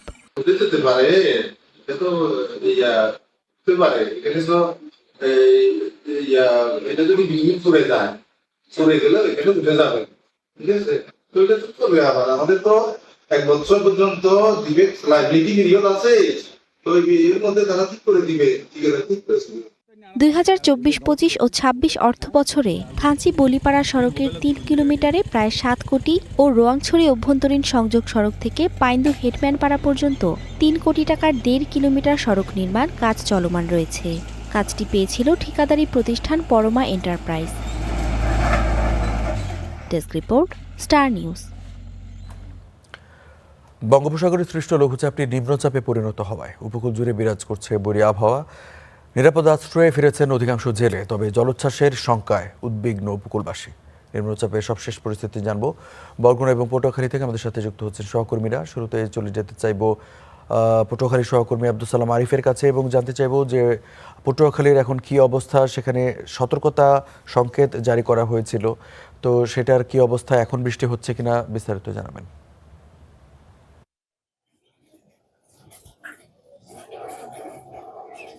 রঞ্জু, আপনাকে ধন্যবাদ। আমি যদি এই মুহূর্তে পটুয়াখালীর পরিস্থিতি বলি, যে গত কয়েকদিনের মতো আজও পটুয়াখালীতে থেমে থেমে বৃষ্টি হচ্ছে। সকাল থেকে পটুয়াখালীর বিভিন্ন এলাকায় কিন্তু বৃষ্টির কারণে জলাবদ্ধতার সৃষ্টি হয়েছে। ঠিক কিছুক্ষণ আগেই এখানে বৃষ্টি ছিল, এখন বৃষ্টি নেই, আবারও হয়তো 2-1 মিনিটের মধ্যে শুরু হবে পরিস্থিতি ঠিক এমন। পটুয়াখালীর বিভিন্ন মৎস্য বন্দরগুলোতে আমরা খোঁজ খবর নিয়ে জেনেছি যে সেখানে যে মাছ ধরার ট্রলারগুলো ছিল সেগুলো কিন্তু গভীর সাগর থেকে তীরে ফিরে এসেছে এবং তারা নিরাপদ আশ্রয় নিয়েছে। এছাড়া পটুয়াখালীর যেসব দ্বীপ এবং চর এলাকাগুলোতে বেড়িবাঁধ নেই, সেসব এলাকায় কিন্তু উচ্চ জোয়ারের প্রভাবে প্লাবিত হচ্ছে, কারণ স্বাভাবিকের থেকে কিন্তু এখন নদীর পানি কিছুটা বেড়েছে, সেই ক্ষেত্রে কিন্তু এইসব এলাকা প্লাবিত হয়েছে। এই বৃষ্টি এবং ঝড়ো বাতাসের কারণে সব থেকে বেশি ক্ষতির মুখে পড়েছেন খেটে খাওয়া মানুষ, যারা দৈনন্দিন দিন আনে দিন খায়, তারা কিন্তু সব থেকে বেশি ভোগান্তির মধ্যে পড়েছে। কারণ বৃষ্টির কারণে যেহেতু বজ্রপাত হচ্ছে, সেক্ষেত্রে একেবারেই কোনো জরুরি কাজ ছাড়া ঘরের বাইরে বের হতে দেখা যাচ্ছে না মানুষকে। সেক্ষেত্রে যারা শ্রমজীবী মানুষ রয়েছে তারা কিন্তু সংকটের মধ্যে পড়েছে। আরেকটি বিষয় হচ্ছে পটুয়াখালীর স্থানীয় সরকার বিভাগ থেকে শুরু করে দুর্যোগ ও ত্রাণ মন্ত্রণালয় তারা কিন্তু এই বিষয়ে সোচ্চার রয়েছে। তারা ইতিমধ্যে যে ক্ষতিগ্রস্ত বা দুর্যোগপূর্ণ এলাকা রয়েছে সেসব জায়গায় খোঁজখবর নিচ্ছেন যে জরুরি যদি কোনো ধরনের ত্রাণ সহায়তা প্রয়োজন হয় সেক্ষেত্রে তারা যাতে সহযোগিতা করতে পারেন। পটুয়াখালীর যে সার্বিক পরিস্থিতি সেটি এখন পর্যন্ত নিয়ন্ত্রণের মধ্যেই রয়েছে, কিন্তু বৃষ্টির কারণে শহর এলাকাগুলোতে জলাবদ্ধতা সৃষ্টি হচ্ছে। কারণ যখন নদীতে জোয়ারের পানি বেশি থাকছে সেই সময়টায় কিন্তু বৃষ্টির পানি ড্রেন দিয়ে বা খাল দিয়ে নদীতে না নামতে পারার কারণে স্বল্প সময়ের জন্য জলাবদ্ধতা তৈরি হচ্ছে, কিন্তু ভাটার সাথে সাথে সেই জলাবদ্ধতা সংকট হচ্ছে। সব মিলিয়ে পটুয়াখালীর দুর্যোগপূর্ণ আবহাওয়ার এই হচ্ছে সর্বশেষ অবস্থা। আব্দুল সালাম আরিফ, আপনাকে ধন্যবাদ। আমাদের সহকর্মী পটুয়াখালী থেকে যারা ছিলেন, এবারে চলে যেতে চাইবো বরগুনায়। সেখানে আছেন আমাদের সহকর্মী নুরুল আহাদ। অনেকের কাছ থেকে জানতে চাইবো এখন কি অবস্থা। আমি দেখতে পাচ্ছি আপনার মাথায় ছাতা ধরা আছে, তার মানে সেখানে গুড়ি গুড়ি বৃষ্টি হচ্ছে। আবহাওয়া অফিস থেকে কি বলেছে, কবে নাগাদ পরিস্থিতি স্বাভাবিক হতে পারে?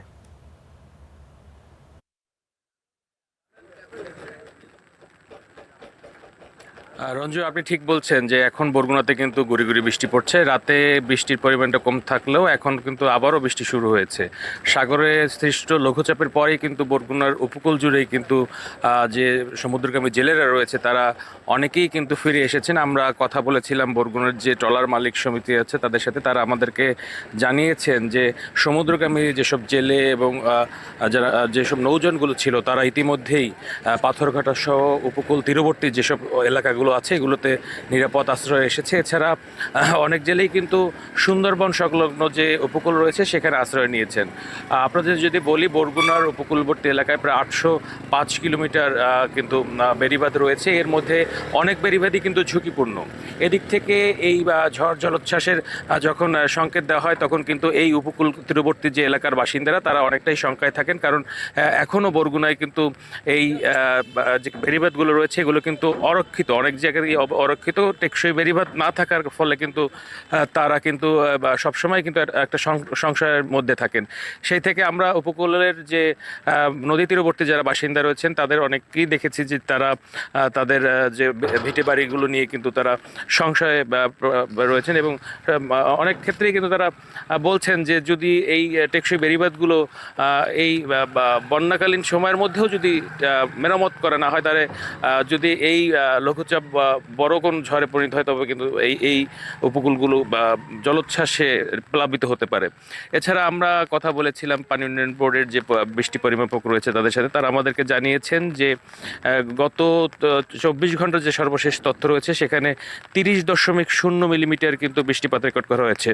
এছাড়া আমরা কথা বলেছি, তারা আমাদেরকে জানিয়েছেন এখনও নদীর পানি কিন্তু বিপদসীমার নিচেই রয়েছে। সেক্ষেত্রে আমরা সাগর উত্তাল থাকলেও কিন্তু নদী এখনও শান্ত রয়েছে এবং যোগাযোগ ব্যবস্থাও কিন্তু সকল জায়গার সাথে ঠিক রয়েছে। এই ছিল বরগুনা থেকে আমার কাছে সবশেষ। রঞ্জু, অনেক আপনাকে ধন্যবাদ। দর্শক, আমরা আবার খবর জানছিলাম বরগুনা এবং পটুয়াখালী থেকে। আমাদের সহকর্মীরা জানাচ্ছিলেন যে বিভিন্ন জায়গায় যে দুর্ভোগটা হচ্ছে সেই খবরাখবর এবং গুড়ি গুড়ি বৃষ্টি হচ্ছে এবং সেটা সহসাই কাটছে না। আবহাওয়ার পূর্বাভাস তো তাই বলছে। আর আপনারা যারা রাজধানীবাসী রয়েছেন তারাও কিন্তু এটা উপলব্ধি করতে পারছেন, সেখানেও কিন্তু গুড়ি গুড়ি বৃষ্টি হচ্ছিল। ফারিহা, নিশ্চয়ই আপনি লক্ষ্য করছিলেন যে আজকে সকাল থেকেই মেঘলা আবহাওয়া এবং কোথাও কোথাও গুড়ি গুড়ি বৃষ্টিটাও হচ্ছিল রাজধানী এবং নিম্নচাপের প্রভাবে কিন্তু সেটি উপকূলে বৃষ্টি হচ্ছিল, বর্তমানে সেটি রাজধানীতেও চলে এসেছে এবং যার প্রভাব রাজধানীর অফিস আদালত এবং স্কুল কলেজগুলোতে কিন্তু পড়ে গিয়েছে বর্তমানে এবং যাতায়াতে বিঘ্ন ঘটেছে। এবং এই বিষয়ে আমরা একটু বিস্তারিত জানাতে চাই। দর্শক, এখন ঘড়ির কাঁটায় 8:08 এবং এই পর্যায়ে হয়তো আমরা অনেকেই অফিস কিংবা স্কুল কলেজের জন্য বের হয়ে গিয়েছি এবং আপনাদের সেই সুবিধার জন্যই আমাদের এই বিশেষ আয়োজন। দর্শক, আমাদের আরেকটি স্টুডিওতে আছেন সহকর্মী আলিফ এবং তিনি জানাবেন আজকের ওয়েদার এবং ট্রাফিক আপডেট সম্পর্কে। ফারিয়া, আপনাকে অসংখ্য ধন্যবাদ। যেমনটি আসলে বলছিলেন, ঘড়ি কাঁটা এরই মাঝে 8:08, অর্থাৎ যারা অফিসগামী যাত্রী আছেন তারা হয়তো এরই মধ্যে বের হতে শুরু করেছেন অথবা বের হওয়ার পরিকল্পনা করছেন। তো মোটামুটি এই সময়টাতে যদি তারা জেনে নিতে পারেন আজ সারাদিন আবহাওয়া কেমন থাকবে এবং ঠিক কোন কোন সড়কে যানবাহনের চাপ কেমন রয়েছে, তাহলে পুরো দিনের পরিকল্পনা সাজাতে তাদের অনেকাংশেই সুবিধা হবে। এবং সেই সুবিধার জন্যই আসলে দর্শকদের আমরা গুড মর্নিং বাংলাদেশে প্রতিদিন জানিয়ে দেওয়ার চেষ্টা করি আসলে এই মুহূর্তের আবহাওয়ার সবশেষ এবং ট্রাফিক আপডেটগুলো। তো তার ধারাবাহিকতায় আমরা প্রথম যে কাজটি করে থাকি সেটি হচ্ছে বিশ্বের বিভিন্ন দেশ তাদের বায়ুমান কেমন রয়েছে সেটা আসলে শুরুতে আমরা জানিয়ে দেওয়ার চেষ্টা করি। এবং এই জায়গায় আমরা প্রথম যে কাজটি করে থাকি সেটি হচ্ছে সুইজারল্যান্ড ভিত্তিক জরিপ সংস্থা আইকিউ এয়ারের সূচক অনুযায়ী দেখার চেষ্টা করি বায়ুমান সূচকে কোন কোন দেশ ভালো অবস্থানে রয়েছে। এবং সেই জায়গায় যেমনটি আসলে হয়ে থাকে যে বায়ুমান সূচকে যে সমস্ত দেশের বায়ুমান 0 থেকে 50-এর মাঝে থাকে তাদেরকে আমরা বলি বিশুদ্ধ বায়ুর দেশ বা শহর, এবং যাদের বায়ুমান আসলে 50 থেকে 100-এর মাঝে থাকে তাদের বায়ুমানও মোটামুটি 100-এর উপরে উঠে গেলে সেটি আসলে শিশু বা বয়োবৃদ্ধ যারা রয়েছেন কিংবা শ্বাসতন্ত্রের রোগে আক্রান্ত যারা রয়েছেন তাদের জন্য ঝুঁকিপূর্ণ, এবং 150 ছাড়িয়ে গেলে আসলে তখন সেটা সর্বোপরি সকলের জন্যই সেটি অস্বাস্থ্যকর বায়ু হিসেবে আমরা ধরে নেই। তো সেই জায়গায় আসলে বিশুদ্ধ বায়ুর তালিকায় আজ প্রথম স্থান ধরে রেখেছে নিউজিল্যান্ডের শহর অকল্যান্ড, যেমনটি আসলে গতদিনও কিন্তু অকল্যান্ডই শীর্ষস্থানে ছিল। সেই সঙ্গে অস্ট্রেলিয়ার 3টি শহর ছিল সিডনি, ক্যানবেরা এবং মেলবোর্ন, এবং সেই জায়গায় দেখা যাচ্ছে 2 নম্বরে সিডনি কিন্তু আজও রয়েছে। এবং তাদের বায়ুমান নিয়ে যদি কথা বলতে হয় বায়ুমানের পার্থক্য খুব বেশি নয়, অকল্যান্ডের বায়ুমান হচ্ছে 8 এবং সিডনির বায়ুমান হচ্ছে 9, অর্থাৎ বেশ স্বাস্থ্যকর বায়ু বা বিশুদ্ধ বায়ু কিন্তু এই শহর দুটিতে রয়েছে।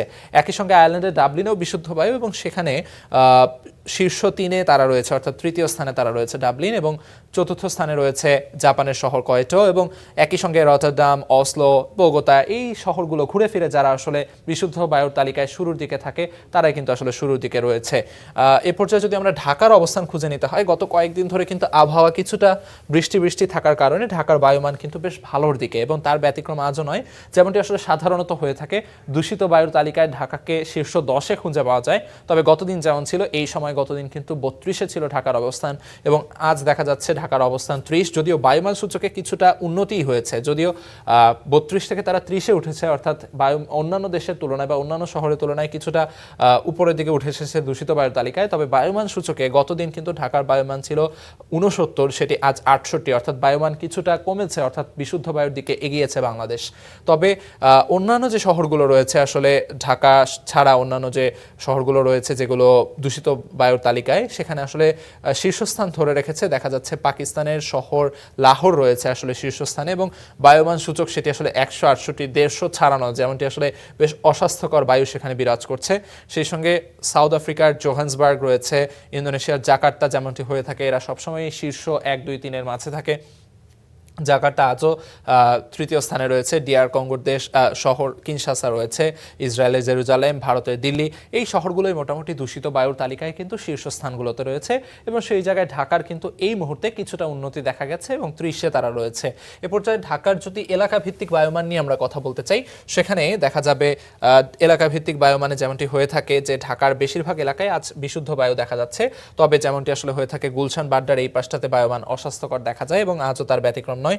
168 বায়ুমান সেখানে কিন্তু অস্বাস্থ্যকর বায়ু বিরাজ করছে। আপনারা জেনে থাকবেন গুলশানের ওই পাশটাতে কিন্তু এই ধরনের জিনিস আমরা প্রায়ই দেখে থাকি, এবং এছাড়া অন্যান্য যে এলাকাগুলো দেখা যাচ্ছে সেই জায়গায় পল্টন এবং মতিঝিলের এই পাশটাতেও বায়ুমানের অবস্থা কিছুটা খারাপ, 138 দেখা যাচ্ছে। এবং আপনারা জানেন যে এই জায়গাগুলোতে আসলে গুলশানের কথা যেমন বললাম, সেখানে এমআরটি লাইনের কাজ চলছে বেশ কয়েকদিন ধরে, বেশ কয়েক মাস ধরে।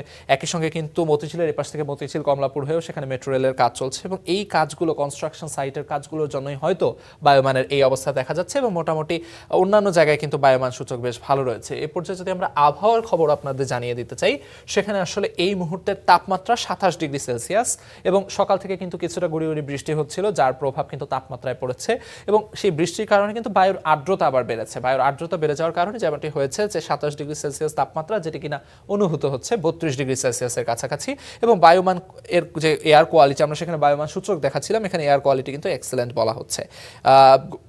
বৃষ্টির পূর্বাভাস আছে কিনা সে ব্যাপারটা নিয়ে যদি কথা বলতে হয়, যেমনটি আসলে সকালে তো বৃষ্টি হচ্ছিলই, আপনাদেরকে জানালাম, এবং সেই সঙ্গে আবহাওয়া কিন্তু পূর্বাভাসেও তাই বলা হচ্ছে 9টা 10টা এই সময়টাতে কিছুটা বৃষ্টি থাকবে, তবে 11টা 12টার দিকে মেঘলা আকাশ এবং কিছুটা রোদের দেখা মিলবে এমনটি বলা হচ্ছে। তবে দুপুরের পর থেকে কিন্তু আবার বৃষ্টির সম্ভাবনার কথা বলা হচ্ছে, অর্থাৎ যারা এই সময়গুলোতে অর্থাৎ দুপুরের পর যারা বাইরে বের হওয়ার পরিকল্পনা করছেন সেরকম বৃষ্টির প্রস্তুতি নিয়ে বের হলে কিছুটা সুবিধা তারা পাবেন। এ পর্যায়ে যদি আমরা সড়কের অবস্থা নিয়ে কথা বলতে চাই, ঠিক কোথায় কোথায় যানজট রয়েছে বা এই ব্যাপারগুলো নিয়ে সাধারণত আমরা যেটি দেখে থাকি সাপ্তাহিক কর্মদিবসগুলোতে যেমনটি হয়ে থাকে, যানবাহনের চাপ কিন্তু কিছুটা বেশি থাকে এবং তার ব্যতিক্রম আজও নয়। সাধারণত যেটি হয়ে থাকে, এই হাতির ঝিল পার হয়ে যারা রামপুরা বাড্ডা ইউলুপটি ব্যবহার করে চলাফেরা করেন তাদের আসলে বেশ ভালো যানজট পোহাতে হয়, আজও তার ব্যতিক্রম নয়। এরই মধ্যে কিন্তু অনেক যানবাহন সড়কে বেরিয়ে পড়েছে যেমনটি দেখা যাচ্ছে, এবং যানবাহনের এই চাপ কিন্তু পোহাতে হবে যারা এই সড়কটি ব্যবহার করবেন। তবে একই সঙ্গে যদি আমরা বলতে চাই যে এদিকে গুলশান এভিনিউ কিংবা বীরুত্তম মেখে খন্দকার রোড, যেটা কামাল আতাতুর্ক এভিনিউ, এই পাশগুলোতে কিন্তু এখনও যানবাহনের চাপ তেমন বাড়েনি, অর্থাৎ যানজট তেমন নেই। একই সঙ্গে এ পাশ নিয়ে যদি কথা বলতে হয়, মহাখালী বাস টার্মিনালের এ পাশে এখনও যানবাহনের চাপ তেমন দেখা যাচ্ছে না। তেজগাঁ সড়কে কিছুটা যানবাহনের চাপ রয়েছে, তবে সেটিও খুব বেশি নয়, মোটামুটি সহনীয় পর্যায়ে রয়েছে। তবে এই পাশে অর্থাৎ বিজয় সরণির এই পাশটাতে কিন্তু বেশ ভালো যানজট এখন দেখা যাচ্ছে। যদি আমরা একটু দেখতে চাই এই পাশটাতে, বিজয় সরণির এই পাশটা যারা ব্যবহার করবেন নভ থিয়েটারের সামনে দিয়ে বেশ ভালো রকমের যানজট রয়েছে, অর্থাৎ এই জায়গায় আপনাদের যানবাহনের চাপ পোহাতে হবে। সেই সঙ্গে মানিক মিয়া এভিনিউ কিন্তু বেশ ফাঁকা দেখা যাচ্ছে, তেমন যানজটের চাপ এখন নেই। তবে এই পাশে বেগম রোকেয়া সরণির এই পাশটা নিয়ে যদি কথা বলতে হয়, সেখানে কিন্তু এখন পর্যন্ত যানবাহনের চাপ তেমন নেই। তবে যারা কিনা মিরপুর 10 থেকে বেগম রোকেয়া সরণি ব্যবহার করে এইদিকে বিজয় সরণির দিকে আসবেন, তাদের আসলে যানবাহনের চাপ পোহাতে হবে কিছুটা কাজীপাড়া এবং শেওড়াপাড়াতে। এছাড়া মোটামুটি রাস্তা কিন্তু ফাঁকা রয়েছে। এপাশে মিরপুর 10 ছাড়িয়ে যদি আমরা ওইদিকে যেতে চাই, সেখানে মিরপুর 11 থেকে উত্তরার এপাশে কিন্তু যারা যাতায়াত করবেন, মিরপুর 11 মেট্রো স্টেশনের কাছাকাছি জায়গায় কিন্তু তাদের বেশ ভালো যানজট রয়েছে। এই ব্যাপারটি মাথায় রেখে আসলে চলাচল করতে হবে। এপাশে মিরপুর রোড নিয়ে যদি কথা বলতে হয়, মিরপুর রোডে তেমন যানজট দেখা যাচ্ছে না, তবে মিরপুর 1 পার হয়ে এপাশে কল্যাণপুর টেকনিক্যাল এই পাশটাতে কিছুটা যানবাহনের চাপ রয়েছে, সেই সঙ্গে শ্যামলীতেও কিছুটা যানবাহনের চাপ কিন্তু দেখা যাচ্ছে। এবং এপাশে যদি আমরা ঢাকার প্রবেশদ্বার আমিনবাজার গাবতলী সড়কটির দিকে খেয়াল করি, সেখানে সাপ্তাহিক কর্মদিবস হয়, সেখানে কিন্তু এখন আসলে তেমন যানজট নেই, যানবাহনের চাপ কিন্তু তেমন দেখা যাচ্ছে না। তবে এপাশে শাহবাগের এপাশে কিন্তু এরই মধ্যে যানজট শুরু হয়ে গেছে, যেমনটি আসলে দেখা যায় যে বিশ্বকাপ ফুটবল চলছে, টিএসসিতে অনেকে খেলা দেখতে যান এবং খেলা শেষে অনেকেই হচ্ছে টিএসসি থেকে ফেরেন, এই সময় কিন্তু যানবাহনের চাপ কিছুটা বেড়ে যায়, তেমনটি আসলে এখানে দেখা যাচ্ছে। সেই সঙ্গে এপাশে কাজী নজরুল ইসলাম এভিনিউ হয়ে কারওয়ান বাজারের এপাশেও কিন্তু যানজট রয়েছে, অর্থাৎ এই সড়কগুলো যারা ব্যবহার করবেন তাদের আসলে যানবাহনের চাপ ভালো পোহাতে হবে। তো মোটামুটি যানবাহনের চাপ থাকলেও, যানজট থাকলেও এখানে যেমনটি আসলে আপনাদের প্রতি অনুরোধ থাকবে, সেটি হলো জীবনের মূল্য কিন্তু সময়ের চেয়ে অনেক বেশি, অর্থাৎ সেই জায়গায় আপনারা সময় বাঁচাতে গিয়ে কোনোভাবেই যেন তারা নিয়ম ভঙ্গ না করেন, ট্রাফিক আইন ভঙ্গ না করেন এবং ট্রাফিক আইন মেনে নিরাপদে সড়কে চলাচল করেন, সেই ব্যাপারটি কিন্তু আপনাদের প্রতি আসলে অনুরোধ থাকবে। তো এ পর্যায়ে আমরা আপনাদের জানানোর চেষ্টা করছিলাম আসলে আবহাওয়ার সবশেষ এবং ট্রাফিকের আপডেট। এ পর্যায়ে ফিরে যেতে চাই মূল স্টুডিওতে, সেখানে আছেন আমাদের সহকর্মী ফারিহা। আলিফ, আপনাকে ধন্যবাদ। দর্শক সহকর্মী আলিফ যা জানাচ্ছিলেন ট্রাফিক এবং ওয়েদার আপডেট সম্পর্কে, আশা করি আপনারা উপকৃত হবেন। মাস কয়েকের ব্যবধানে বাজারে পোলাওয়ের চালের দাম বেড়েছে কেজিতে 30 থেকে 40 টাকা। শুধু ভোক্তা নয়, সুগন্ধি চালের বাড়তি এই দামের কারণে বিপাকে আছেন পাইকারি ও খুচরা বিক্রেতারাও। তাদের অভিযোগ, দেশের বাইরে চাল রপ্তানির অজুহাতে ইচ্ছে মতো দাম বাড়াচ্ছেন মিলাররা।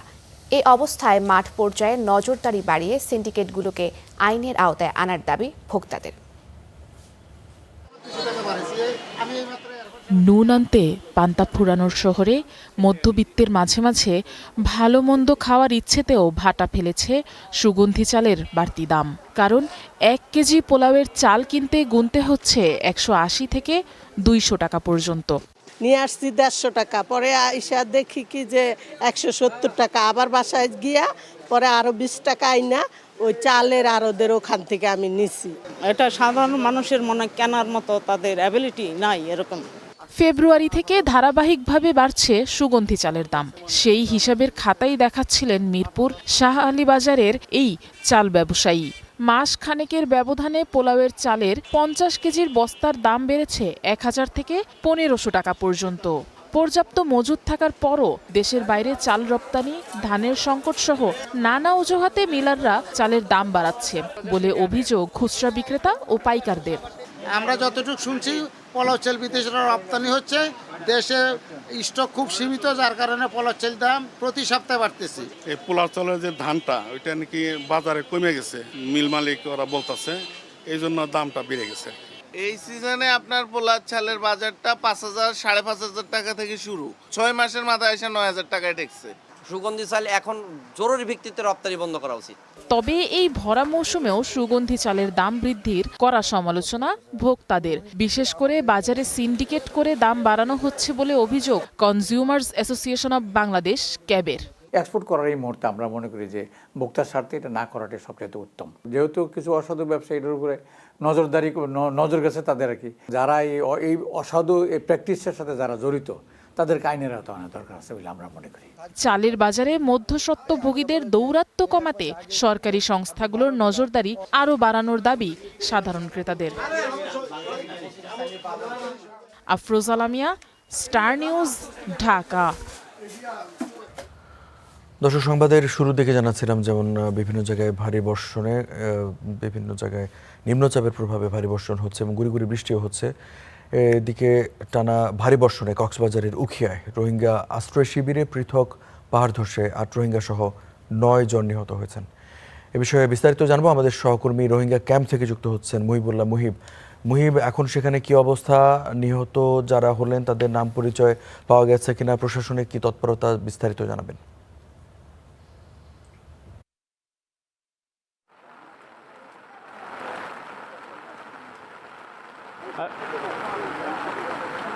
রঞ্জু, আপনি জানেন গতকাল থেকেই কিন্তু কক্সবাজারে ভারী বর্ষণ শুরু হয়েছে এবং বঙ্গোপসাগরে সৃষ্ট যে লঘুচাপ সেটি নিম্নচাপে পরিণত হওয়ার পর গতকাল রাত থেকেই টানা বৃষ্টিপাত হয়েছে কক্সবাজার উপকূলবর্তী এলাকাগুলো এবং রোহিঙ্গা ক্যাম্প কেন্দ্রিক যে এলাকাগুলো রয়েছে সেখানের উপর দিয়ে। সেই টানা বর্ষণের ফলে যে আগাম বার্তা দিয়েছিল আবহাওয়া অধিদপ্তর তারই প্রতিফলন হয়েছে। রাতে একই সময়ে, রাত 2টার সময় একই সময়ে 3টি রোহিঙ্গা ক্যাম্পে মূলত পাহাড় ধসের ঘটনা ঘটেছে এবং একটিতে 4 জন এবং আরেকটিতে হচ্ছে 3 জন এবং অপর একটি পাহাড় ধসের ঘটনায় 1 জন রোহিঙ্গার মৃত্যু হয়েছে। সর্বমোট 8 জন রোহিঙ্গা সহ এবং কক্সবাজার সদরের যে জানারগুনা এলাকা সেখানে আলী আকবর নামে একজনের মৃত্যু হয়েছে যে পাহাড় ধসের ঘটনায়। আসলে 9 জনের মৃত্যু। আসলে কক্সবাজারে যে পাহাড় ধস বা পাহাড়ের পাদদেশে মানুষের বসবাসের যে প্রক্রিয়া সেটি যে চলমান রয়েছে তারই বহিঃপ্রকাশ বলছেন পরিবেশবিদ থেকে শুরু করে পরিবেশবাদী যে সংগঠনগুলো রয়েছে তাদের নেতারা। এবং এখানকার যে সর্বশেষ পরিস্থিতি, কিছুক্ষণ আগে আমরা সেই ক্যাম্পটিতে ছিলাম, সেখানে আসলে পাহাড় ধসের যে ঘটনা সেটি আসলে বিশাল আকৃতি পাহাড় ধসে পড়েছে। যেই 4 জন রোহিঙ্গা মারা গিয়েছেন তাদের বসতঘরের উপর। তারা মূলত রাতের খাবার খেয়ে গল্প করছিলেন এবং কেউ কেউ ঘুমিয়ে পড়েছেন। ঘুমন্ত অবস্থায় মূলত পাহাড় সেখানে ধসে পড়ে এবং 5 জনের উপর পাহাড় চাপা পড়ার পর 4 জনকে তারা উদ্ধার করে হাসপাতালে নেওয়ার পথে মৃত্যু হয়েছে এবং আরেকজনকে কক্সবাজার সদর হাসপাতালে এখন পর্যন্ত চিকিৎসা দেওয়া হচ্ছে। আর এখান থেকে যে উখিয়ার জামতলি ক্যাম্প সেখানে পাহাড় ধসের ঘটনা ঘটেছে। 4 জন সেখানে মাটি চাপা পড়ে এবং 3 জনের মরদেহ ফায়ার সার্ভিসের 2টি ইউনিট দীর্ঘ 3 ঘন্টা চেষ্টা করে উদ্ধার করে। একজনকে আহত অবস্থায় কক্সবাজার সদর হাসপাতালে চিকিৎসা দেওয়া হচ্ছে এবং ক্যাম্পের সাথেও কিন্তু একজন পাহাড় ধসে নিহত হয়েছেন। এই নিয়ে আসলে রোহিঙ্গা ক্যাম্পে যে 3টি পাহাড় ধসের ঘটনা ঘটেছে সেখানে 8 জন নিহত হয়েছে। কক্সবাজারে যে পাহাড় ধসের ঘটনা ঘটেছে সেখানে 1 জন নিহত হয়েছে। এই ছিল রঞ্জু আসলে কক্সবাজারে পাহাড় ধসের সর্বশেষ খবরাখবর। মুহিব, আপনাকে ধন্যবাদ। নরসিংদীর মনোহরদীতে বাড়ির পাশের পুকুরে ডুবে একই পরিবারের 3 শিশুর মৃত্যু হয়েছে। এলাকা জুড়ে নেমে এসেছে শোকের ছায়া। নিহতদের পরিবারকে আর্থিক সহায়তা দিয়েছে উপজেলা প্রশাসন। সকাল সন্ধ্যা যাদের খুনসুটিতে মেতে থাকতো বাড়ি, সেই 3 শিশু পাশাপাশি শুয়ে আছে নিথর দেহে। বুকের মানিকদের হারিয়ে কান্না আর আহাজারি মায়েদের। নরসিংদীর মনোহরদীর আহমেদপুরে প্রবাসী সাইফুল ইসলামের ছেলের আকিকার আয়োজন করা হয়। শনিবার দুপুরে আকিকার মাংস বিতরণের পর বাড়ির পাশের পুকুরে গোসল করতে যায় সাইফুলের 8 বছরের মেয়ে ফাতেমা আর তার ফুফাতো বোন সুমাইয়া এবং প্রতিবেশী শিশু আশামণি। দীর্ঘ সময় পরও তারা ফিরে না আসায় পরিবারের সদস্যরা খোঁজাখুঁজি শুরু করেন। এক পর্যায়ে পুকুর থেকে উদ্ধার করা হয় 3 জনের মরদেহ। তোর ছেলেটার নাম আরাফাত। বলতেছে ভাবি ফাতেমা আর আশা আর সুমাইয়া 3 জন দেখছি পানির মাঝে যে ফাল দিছে আর তো বাঁচতেছে না। টোটাল 3 জনটা আমি পানির নিচ থেকে উঠেছিলাম। তিনজনেই মাটিতে একদম শুয়ে আছিল। আমার দুধ একটা হলো জিয়ার নাতি, একটা ভূতের নাতি, আর একটা হলো বাস্তি। তারা যে পুকুরে যাবো বা কেউ জানে না বা কোনোদিন এই পুকুরে তারা গোসল করে না। এ ঘটনার পর শিশুদের পরিবারের সঙ্গে দেখা করেছে উপজেলা নির্বাহী কর্মকর্তা। নিহতদের প্রতিটি পরিবারকে 5,000 টাকা করে সহায়তা দেওয়া হয়েছে। তো এই ধরনের দুর্ঘটনা যাতে না ঘটে সেজন্য আমরা ইতিমধ্যে অত্র পুকুরের যিনি মালিক তাকে ডেকে এবং স্থানীয় জনসাধারণকে ডেকে এই পুকুরটির পাশে দিয়ে আমরা তাদেরকে ইতিমধ্যে বলেছি এখানে বাঁশ এবং বেড়া দিয়ে এটি যাতে একটি বেড়া সৃষ্টি করে, একটা প্রতিরোধ সৃষ্টি করা হয় যাতে এই ধরনের দুর্ঘটনা আর না ঘটে। নিহত ফাতেমা ও সুমাইয়া স্থানীয় দারুল কোরআন হামিউস সুন্নাহ মাদ্রাসার তৃতীয় ও চতুর্থ শ্রেণীর ছাত্রী ছিল, আর আয়শা পড়ত চালাকচর এলাকার একটি মাদ্রাসায়। Desk report, star news. খুলনায় বাস কাউন্টার থেকে গলাকাটা অবস্থায় এক কলেজ ছাত্রকে উদ্ধার করা হয়েছে। গুরুতর অবস্থায় তাকে ভর্তি করা হয়েছে খুলনা মেডিকেলে। স্থানীয়রা জানায় বিএল কলেজের অনার্স প্রথম বর্ষের শিক্ষার্থী ইমন দৌলতপুরে এনা পরিবহনের কাউন্টার কর্মী হিসেবে পার্ট টাইম জব করত। রোববার মাগরিবের নামাজের সময় কাউন্টারের অন্য কর্মীরা বাইরে গেলে ইমন একাই দায়িত্ব ছিলেন। কিছুক্ষণ পর ফিরে এসে সহকর্মীরা তাকে কাউন্টারে দেখতে না পেয়ে খোঁজাখুঁজি শুরু করেন। এক পর্যায়ে কাউন্টারের বাথরুমের ভেতরে গলাকাটা অবস্থায় তাকে পড়ে থাকতে দেখা যায়। পরে তাকে উদ্ধার করে খুলনা মেডিকেল কলেজ হাসপাতালে ভর্তি করা হয়। ঘটনার রহস্য উদ্ঘাটনে কাজ করছে পুলিশ।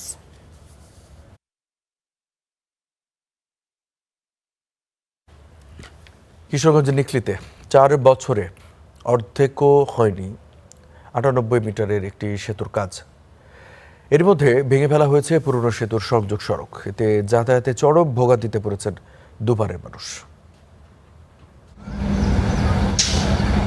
পুরনো সেতু ঝুঁকিপূর্ণ, তাই হাওর অধ্যুষিত নিকলির ঘোড়াউতরা নদীতে গড়ে উঠছে নতুন অবকাঠামো। তবে কাজ শুরুর 4 বছর পার হলেও শেষ হয়নি অর্ধেকও।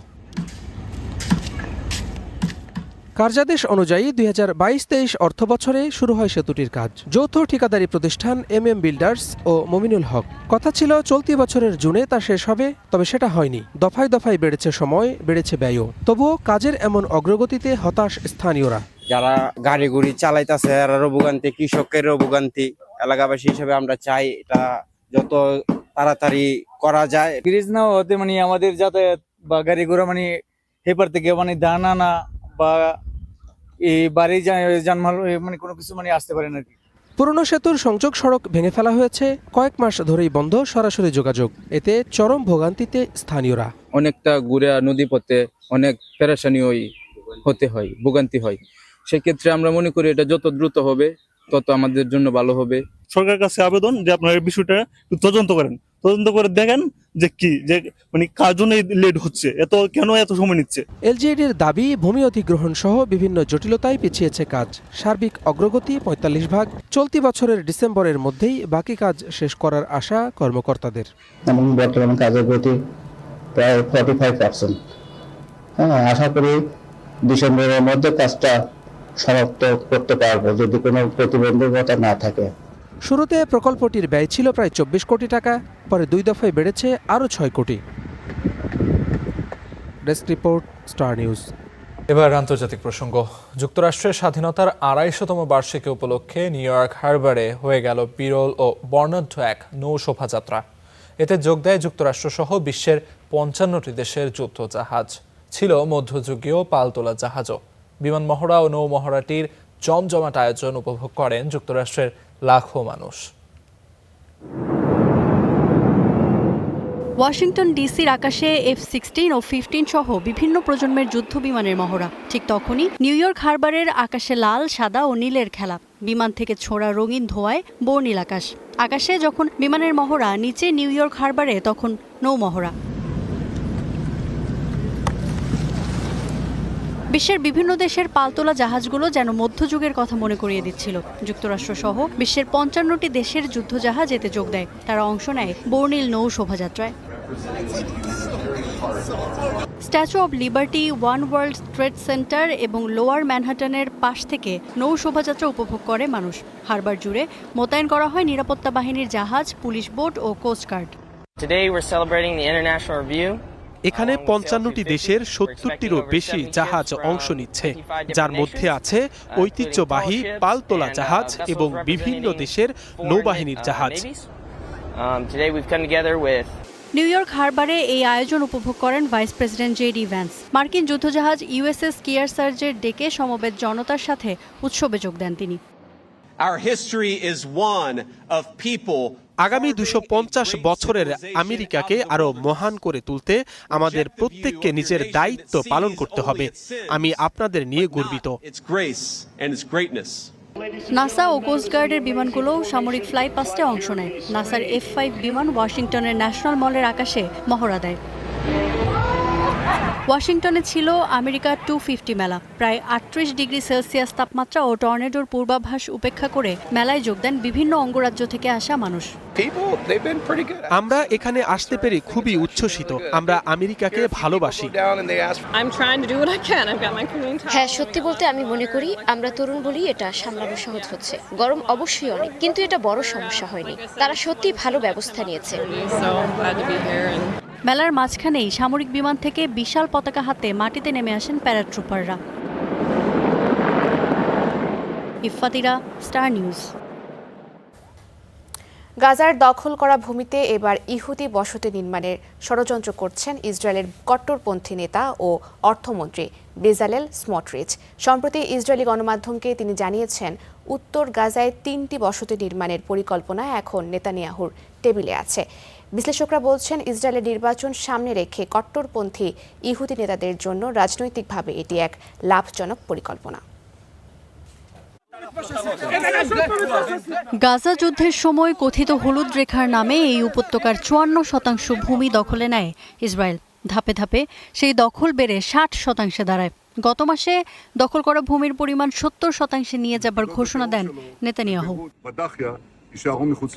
গাজার দখল করা ভূমিতে ইহুদি বসতি স্থাপনের বিষয়টি বিবেচনা করছেন বলে স্পষ্ট ইঙ্গিত দিয়েছেন ইসরায়েলের কট্টর ডানপন্থী অর্থমন্ত্রী বেজালেল স্মটরিচ। উত্তর গাজায় ৩টি বসতি নির্মাণের পরিকল্পনা এখন নেতানিয়াহুর টেবিলে।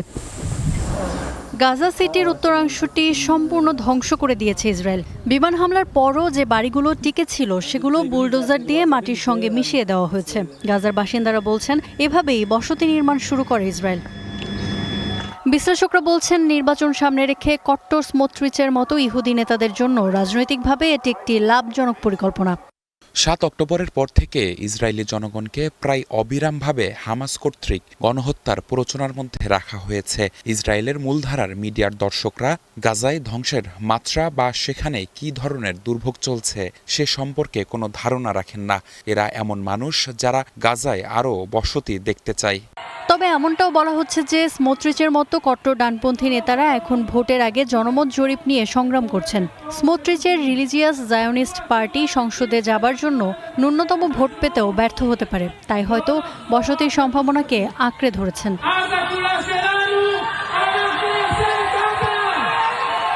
নেতানিয়াহুর রাজনৈতিক ভবিষ্যৎও প্রায় অনিশ্চিত।